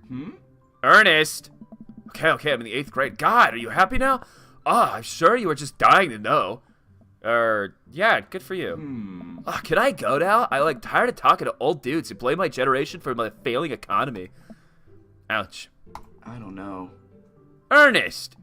Oh yeah, because I'm totally embarrassing you. Hop off my dick, Dad. You suck. I'm running away from home. I'll burn down the yard again. Ernest puts his earbuds in and storms off to stand in the corner. Well, that That was certainly something. He seems nice. He's in the 8th grade and he was smoking a cigarette. Whoa, wait, hang on a sec. He was smoking a cigarette in the 8th grade? Oh, Hugo, you got your work cut out for you. Oh. I'm so sorry. He's having a really rough time. As much as I want to be the cool dad, I have to be the authoritarian dad, and he clearly resents me for it. I mean, I think that's just I think as a dad and a teacher, that's about as authoritarian as you can get.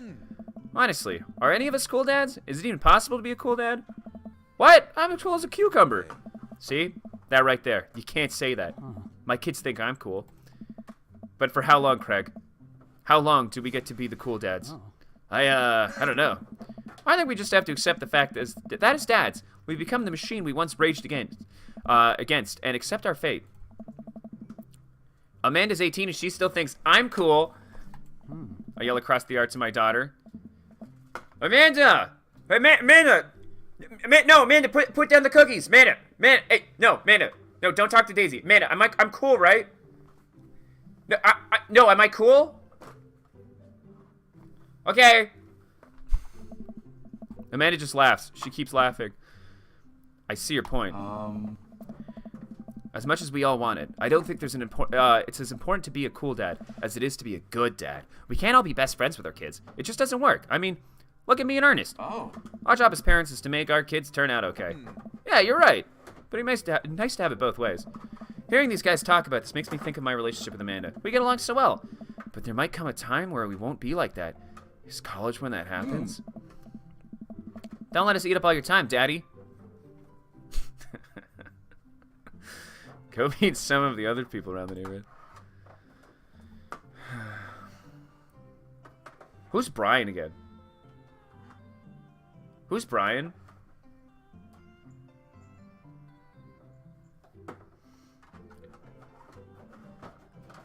Dude, the red guy and Robert are together? Isn't Robert the guy from the bar? Dude, those are the two worst people. Which one's Joseph? Which one? I can't remember who Joseph is. Damien's the weird vampire guy. Oh, he's the blonde. Okay, well, let's go talk to him. He's cool. He's cool. Let's go talk to Joseph. I'm Joseph. Hey, Joe. It's about Joseph chatting with a guy from Dead Goth and Beyond. So I'm curious. Can you walk me through why you had your house painted black? Oh, where do I even start? The house stays warmer in the winter. It provides an artistic contrast to the rest of the neighborhood, and it complements the crimson interior perfectly.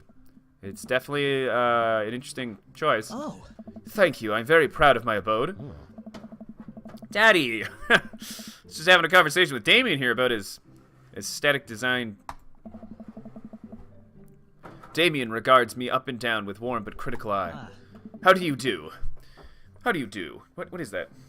Who does that? How do you do? I don't believe I've had the pleasure. I think I saw you in Dead Goth and Beyond the other day. Damien's face turns bright red. I must apologize for my behavior on that day. You see, I take goth lifestyle very seriously, and to be caught in a ruse by such a corporation as Dead Goth and Beyond was profoundly frustrating indeed. I hope you know while my anger may have been justified, it was no way to act for such a gentleman. It's chill, man. It's chill. Don't tell me. No, do tell me about yourself. Are you new to the area? Yes, my daughter and I just moved in the other day. She was the one I took to Dead Goth and Beyond. Very good taste on her part. Does she partake in the goth lifestyle? I think for a second. I look over to Amanda, who's hanging out with some of the older kids in the neighborhood. What? Amanda! Hey, no, no. Amanda! Are you goth? Do you think? No, not emo. Goth. Specifically goth. No, not scene. No. Sorry, she doesn't. Amanda yells back. I wouldn't necessarily try to fall under any specific label, but I guess if I had to choose, I would describe myself more as twee hipster with some normcore What the fuck does that mean? Not a single one of those words is in the Bible. But bats are cool, though. You got that right. Ah, pity. Are you enjoying the party so far? Oh, definitely. Thanks so much for putting this on. It's nice to be in a cul-de-sac where everyone is so friendly and welcoming. Amanda walks up to the conversation. I also like The Lost Boys a lot. Really good movie. Does that count as goth? That it would, my dear. I don't believe we've had the pleasure of meeting. Damien Bloodmarch, at your service. Damien finishes the sentence with a flourish and a bow, producing a single rose and offering it to Amanda. Is this guy for real? Is this guy for real? Amanda blushes and returns the gesture with a curtsy. My, do you know how to treat a lady? Hey. Hello, Amanda. Seemingly out of nowhere, Joseph's twins appear. Are they speaking in unison? Whoa. Hey, won't you come? They are the twins from The Shining. I just said this earlier. Won't you come play with us? Come play with us forever and ever and ever. Guys, enough with the creepy twin shtick. We've talked about this. What do you think they got that? Where do you think they got that from? Mary pops back into the conversation, wine in hand. I don't know. Mary takes a long sip of wine.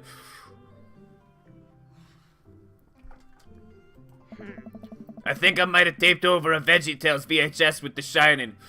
Who knows, though? I hate that VeggieTales crap. It's all anti-fruit propaganda.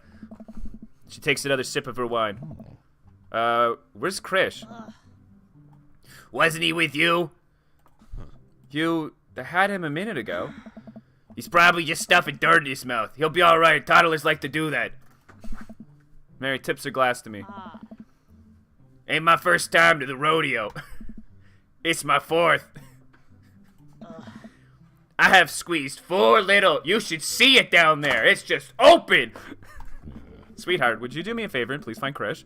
That would be great. I sure he's fine. Mary. Okay, jeez. Mary finishes her wine and wanders off.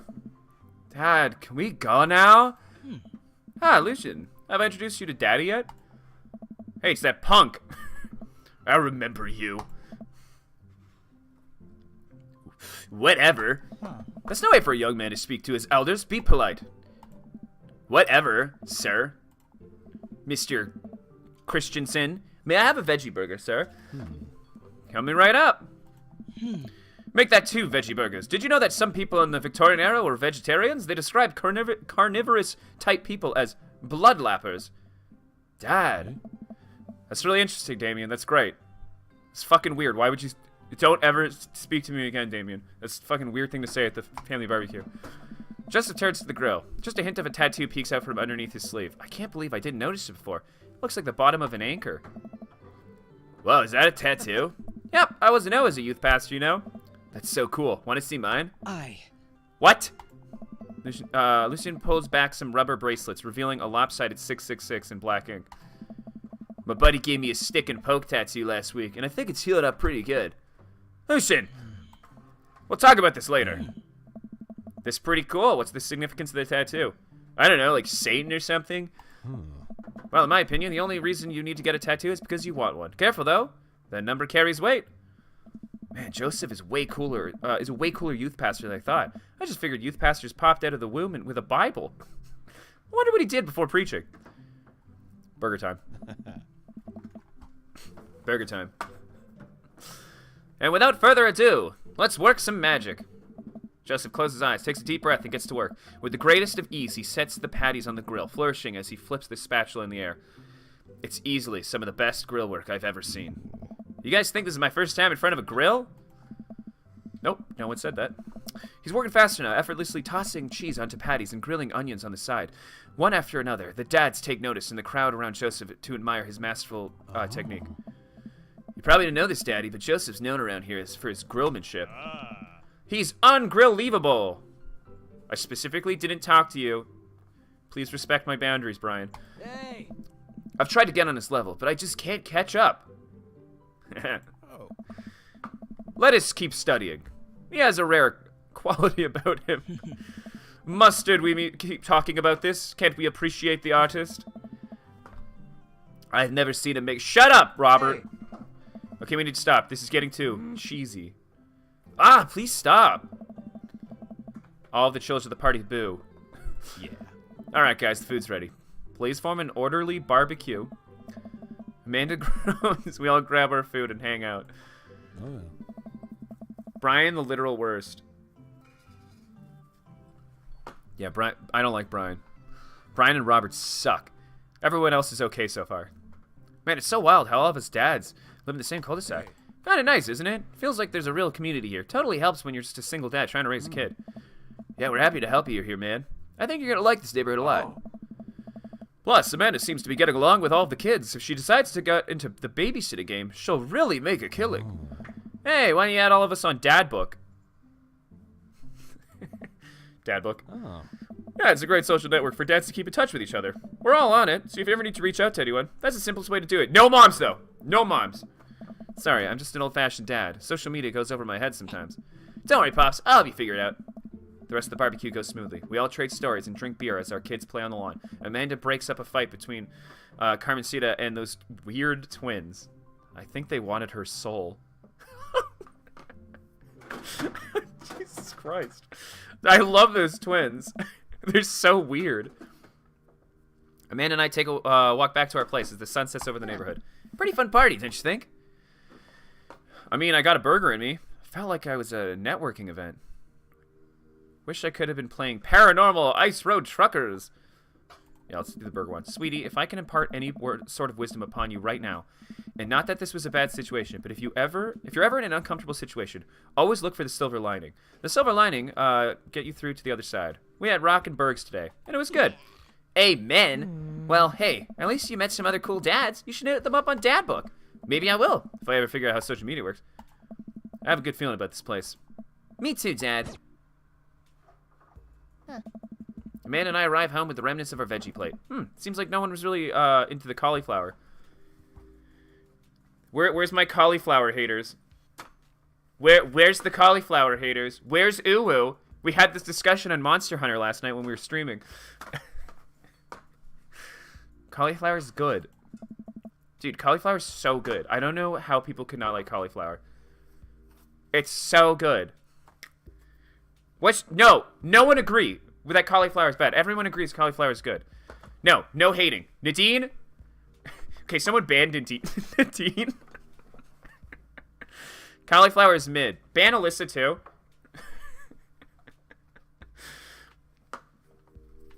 Papyrus can stay. David can stay. David and Papyrus are allowed to be in this chat right now. Bro, first time in this stream. I love you, dude. Oh, thanks, Aqua. And if you like cauliflower, I might like you too.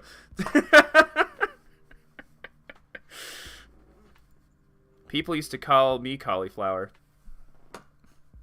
And it's a compliment, I'm sure. I didn't say I hated it, damn. Yeah, but mid, it's like you're sitting on the fence.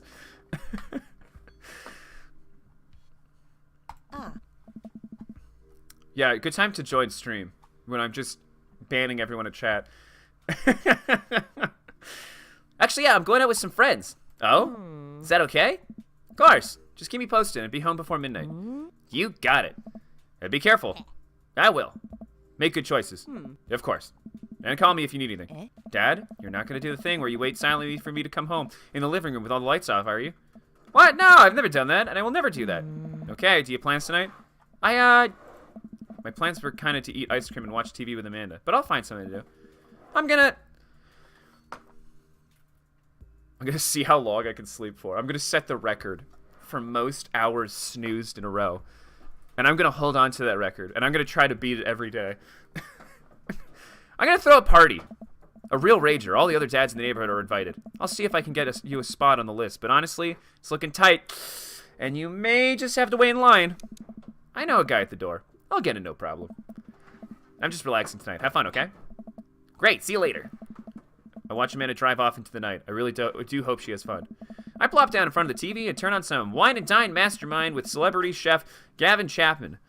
Looks like Gavin's making a roasted rack of lamb with rosemary mashed potatoes. That sounds excellent. That sounds so good.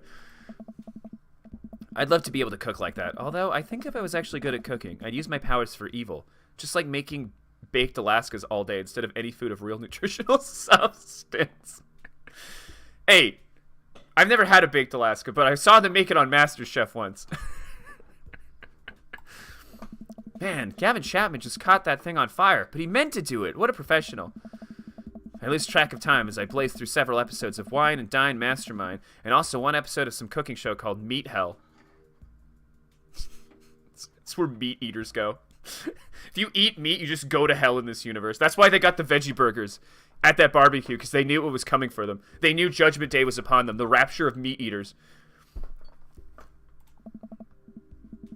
I glance at my watch. Man, it's almost midnight. I should check in with Amanda. I send a text. Hey, kiddo, you good? I wander to the kitchen as I wait for a reply. Amanda's phone is almost always in her hand, so I'm sure she'll respond soon. Unless she's driving home now. In which case, I hope she doesn't respond soon, because I definitely taught her better than to text and drive. I reach into the freezer and grab an ice cream sandwich. It's a little late for this, but I think I earned it after a long day of socializing. Check my watch again. And then my phone. Nothing yet. Okay. See, now I'm worried. Do I call her? Do I call the cops? No. Too soon for that. I'll just send her a gentle reminder text. What's up? Half an hour passes. Now I'm really worried. The episode of Chapman's Meat Hell are not only assuaging my anxiety, but possibly exacerbating it. Why didn't I find out where she was going? Who is she with even? Why don't I know any of her friends' phone numbers? Why don't I even know any of her friends' full names? Who is Emma P? I decide to send her another text. Amanda, please text me and let me know you're okay. I can't help but think of all the awful things that could have happened to her. Oh, thank God. It's her. Amanda opens the door and shuffles in. Finally, she's back home. Sup? Sweetie, thank God you're safe. Yep. But now that I know she's okay, I'm really mad. Why didn't you answer my text? Amanda pulls her phone out of her pocket. Oh, whoops. Guess I didn't see those. She starts to walk into her room. Amanda Ann. Whoa, we're pulling out of the middle name now? Amanda, you came home an hour and a half after your curfew, and you didn't respond to any of my texts. You really freaked me out. I was about to call the cops. Dad, you're seriously overreacting. You're not going to be like this when I go off to school, are you? I was scared. You weren't responding, and it was just like when your dad... I have to stop myself from tearing up. Oh, Dad, I didn't mean to... I sit down on the couch and put my... Aw! I feel very tired all of a sudden. You really scared me. Just, please don't do that again. All right. I'm going to go to bed now. Amanda closes the door to her room, and I headed to mine. Jeez. As I'm falling asleep, one thing she says keeps echoing in my mind. You're not going to be like this when I go off to school, are you? I definitely didn't sleep well last night. I brew some strong coffee and make some scrambled eggs for Amanda as a peace offering. She eventually wanders into the kitchen. Hey! I thought about what you said last night. I should have texted you. I said I was going to do it, and I didn't. And I honestly just didn't even think about it. I'm really sorry, Pops. I won't do it again. Well... Good! I'm sorry for freaking out on you. You're an adult now. I shouldn't have got so worked up. Team Dinosaur? Team Dinosaur! Good night, friends. I have an early morning tomorrow. Happy Velvet Day, everyone. Good night, Ruhi. Have a good sleep. Thanks for joining. Canada started pineapple on pizza, guys. Yes, it's true. Canada did a lot of things. Canada invented football, hockey, pineapple on pizza. Basketball. We did basketball, too. Canada made basketball. Commercial. And paint rollers. And paint rollers. Canada made basketball, football, and hockey. And peanut butter. And peanut butter. And walkie-talkies. So, pretty cool. And I think zippers. But I can't remember. Want some eggs? The commercial during the Super Bowl that was just entirely about Canada made me so mad. Christian, let us have this. Also, Crown Royal's like Canadian, so that's why they did that. So Canada invented fun, yes. Canada, you can blame if every time you're having fun, every time you get a smile on your face and you're enjoying yourself, blame Canada or thank Canada. Either one. Canada also invented the bra. Chest prison. Okay. Bless you. Amanda scarfs down the eggs in the time it takes me to wash the pan. Alright, I'm off to school. I'll smell you later. Wait, one more thing before you go. What? What's Dad Book? It's a social media platform. Wait, what? What's a social media platform? Dad, I have to go to school. Come on, Amanda. I'm an old man. I can't put together a Dad Book profile on my own. Alright, I'll help you sound interesting on the internet. Honey, don't be responsible and go to school. I want to get on Facebook. Amanda spent the next couple of minutes setting up your profile on Dadbook, which is, it turns out, is a place where dads get together and talk about fatherhood. Alright, Pops. We gotta fill your profile. Let's get some likes and dislikes. All right, here we go. All right. Danny, you are the best YouTube. Thank you. I am the only YouTube. There's actually no other YouTubers on this platform anymore. It's just me. So thank you, Aquifer. Help me be a dadfluencer. They invented the California roll, and because of the crab and avocado, they called it Garcia California, even though they legit could have called it the Canada roll. I didn't know that, actually. What's up with... Yeah, what's up with Canada just naming things after places they are nowhere even close to? California roll, Hawaiian pizza. Peanut butter. The dude who invented Hawaiian pizza had never even been to Hawaii. And also, as Charlie said, peanut butter. What do they know about peanuts?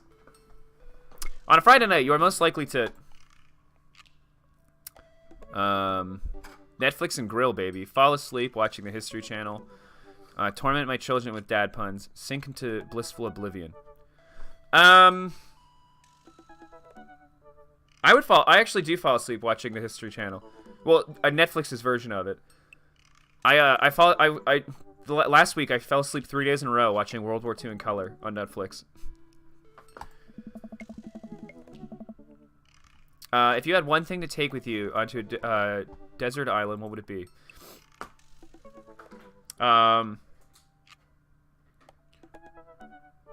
A boat, obvious. Duh. What are your turn-ons? Strong dad arms. Tennis shoes with long white socks. A well-manicured lawn. Street smarts. Sorry. Smeet smarts. Top-tier grillmanship. Comfortable with crying. Turn-ons. A boat. Duh.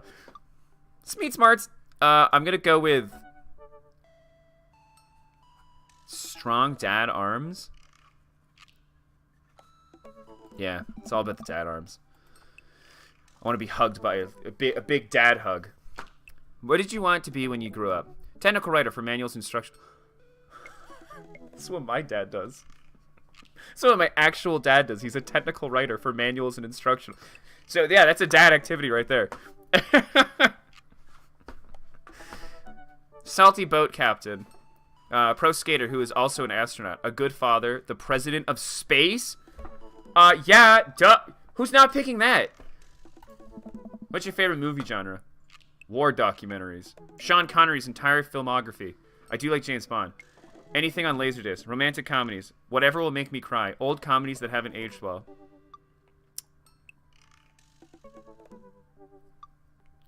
Rom-coms are fun. What's your ideal date? Napping together. Doing a 1,000-piece puzzle together. Eating a healthy dinner at 4 p.m. Trying to geocache, but getting hopelessly lost. Arson! Being emotionally vulnerable. Look at these two next to each other.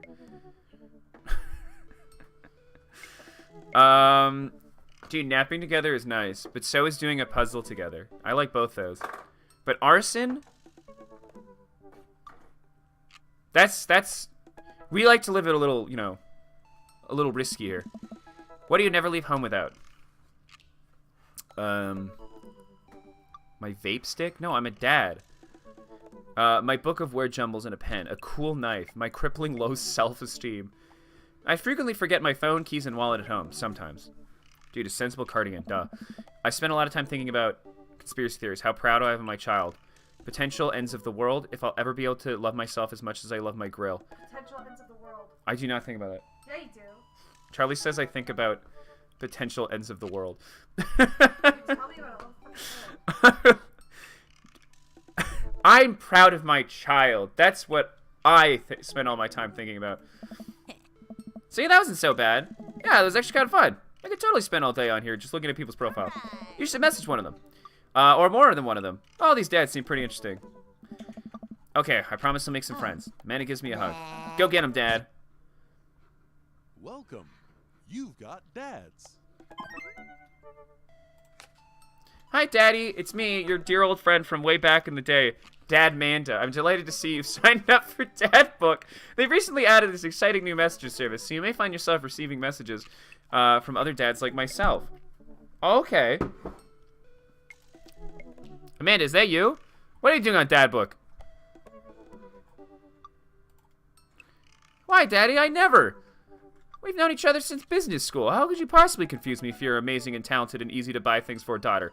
Though, I am of course flattered. You should buy Amanda more things. Amanda, you know I didn't go to business school. I barely even managed to get my degree. Wait, no. Wow, I didn't say that. You never heard that. This is gold. I was a great student, I swear. I graduated at the top of my class because I worked hard and ate all of my vegetables. Try holding on to this for later. Totally holding on to this for later. Wait, do you even remember what I majored in? I declined to comment. Cool. Good combo. Who do we want to talk to? Who should we message?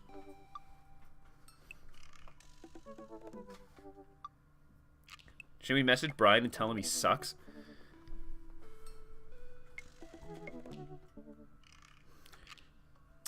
Hugo, Craig, Matt.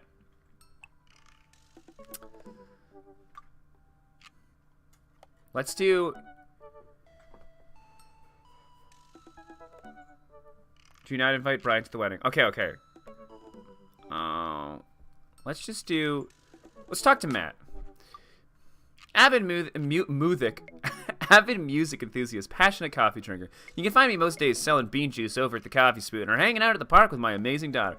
Hit me up about 80s no-wave music. On a Friday night, perfectly cold brew, fine tunes to pass the day's way, multi-instrumentalism, barista, weirdly enough. Robert will try to lay pipe. Yeah, that's what I'm afraid of. I navigate to Matt's dad book page and type in a message. Hey man, great seeing you at the barbecue. We should definitely hang soon. You free later? Hey dude, I'd be so down for that. I'm actually catching a show tonight at the Soundgarden. Want to come out? What's a Soundgarden? It's a concert venue, but also a band that has a lot of people listen to back when it was cool to have soul patches. While I'm thinking, another message pops up on the screen. Pop is playing tonight. Cool little indie pop punk rock band out of Canada. Should be a fun... Yeah! What's up with... this guy gets it. He loves Canada. This guy totally gets it. Oops. I log off... Did he send something else? Where'd it go? I log off a dad book and think for a second. Wait, when was the last time I went to a concert? I'll mentally backtrack decades through memories of denim jean jackets and moral panic over teenagers turning into the occult. Oh god, I had a mullet back then. Oh god, I thought I was cool. Oh god, other people thought it was cool. I finally remember the strange 80s prog rock I used to listen to and mentally envision all of their airbrush fans in the parking lot. Man, how did anyone survive the 80s? Okay, so I haven't been to a concert in a long time. What do you even do at concerts now? I spend most of my day pacing around the house and thinking about my relationship with coolness. I mean, I always thought I was cool, at least relative to a bunch of other dads my age. Dad, what are you doing? I look over and see Amanda at the door, just getting home from school. Her eyes are a little puffy, almost as if she's been crying. Hey, what's wrong, Panda? I'm fine. Oh, nothing, I'm fine. I just got sad because I realized that society collectively refuses to take pop music seriously, despite the fact that some of the most interesting musical innovations are coming out of that genre. I think it's just yet another thing we write off because we can't take young women or their interests seriously. This is rants that I go on. That is pretty messed up. If there's, anything going on, I just want you to know that I'm here for you, and I'll always be here for you. Whether you need a shoulder to cry on or a strong dad to go kick someone's butt, I'm only a phone call away. Thanks, Popsicle, appreciate that. But I'm fine, really. I'm unconvinced, but I'll stop badgering her about it. I'm sure she'll tell me when she's ready. Anyway, what's up? Amanda, how do I be cool? Amanda, how do I be cool? Let me put on a pot of coffee first. This is going to be a long night. No, seriously. Matt invited me to a concert. I don't think I've been to one since you were born. Yeah, you have. You took me to one when I was 12, remember? I'm suddenly overwhelmed by a memory of a sea of screaming preteens. Oh God, I tried so hard to forget. The one where I had to camp out with you in line so that you could get a good spot, and then you cried and screamed the whole time? Dad, it was so much more than that, and I'm not even ashamed to say it. Oh, you're not ashamed? You seemed pretty ashamed when I found all those drawings you made of those dancing boys kissing in your... Yeah, well, you didn't even find the good stuff. Anyway, you should be all set for the concert. Remember that. Just bring a big glittery sign and cry a lot, and you'll fit right in. Well, it's at a smaller place. And I think Matt mentioned that they're a punk band. Like DIY gutter punk? Thrash? Straight edge? Come on, Dad. Give me something to work with here. Are they post-punk? Proto-punk? C-punk? Jeremy punk? What's Jeremy punk? I made that one up to see if I can get away with it. They're not positive hardcore, are they? He said that they're Canadian punk. Oh, Ecstasy Boy, thanks for the $5 super chat. Love your streams. Why are you wearing a tie, Daddy Dino? It's 'cause it's Valentine's Day. This entire stream is all of us on a Palentine's date together. We're all hanging out as pals or gals. We're all just here on a Palentine retreat. But thank you. Thanks for the $5 donation. Oh yeah, you'll be fine. Does the idea of Canadian punk seem contradictory to you? Hey, I don't see friendship and politeness as core tenets of the punk scene.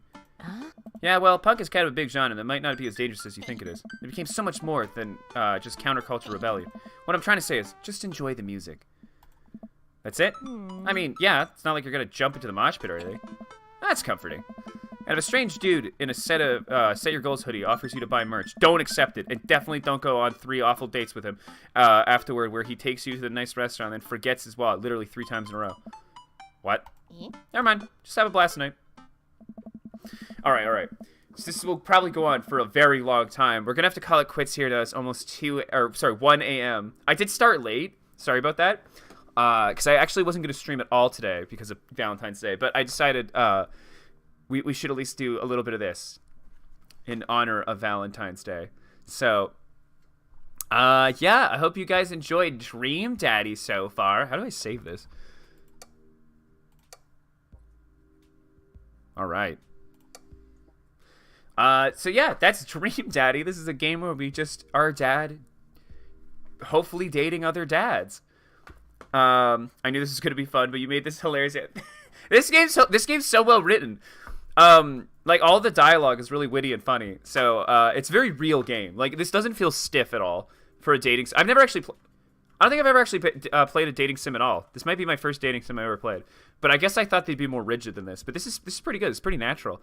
So yeah, thanks for hanging out with me, guys. Spending the remainder of your Valentine's Day with me. Or if you're waking up, like, let's say if you're in Europe or something. Good morning! Happy February 15th! It's actually the 15th here, too, technically, because it's almost 1 a.m. But, yeah, so I will be back on Thursday with Majora's Mask. So that'll be the next time I stream. I don't know when I'm going to play Dream Daddy next. I'll have to find some time to get more into this. I am determined to bag one of these dads. Bag or bang. One or the other. I'm not picky. So I will play this again at some point if people would like to see more of it. So if I haven't played it yet, like if a couple days go by and I haven't played it, if you're part of the Discord, feel free to spam the video ideas if you still want to see me play this. So you can do it for your 24-hour stream. Yeah, if this game takes 24 hours to beat, I'm scared.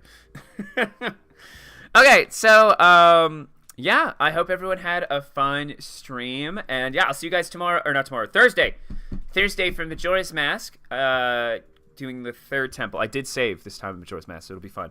And then, as of course, on Friday, we'll be streaming on Twitch more Subnautica and other fun stuff. So, yes. Cool. Have a good night, everyone. Thanks for watching Dream Daddy. Dream Daddy or Dream Dad? What's this game called again? Dream Daddy.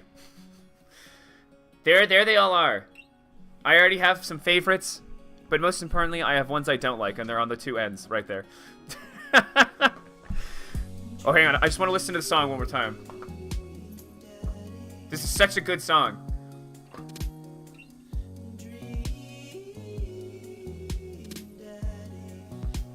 Good night, Danny. Welcome to my calendar date.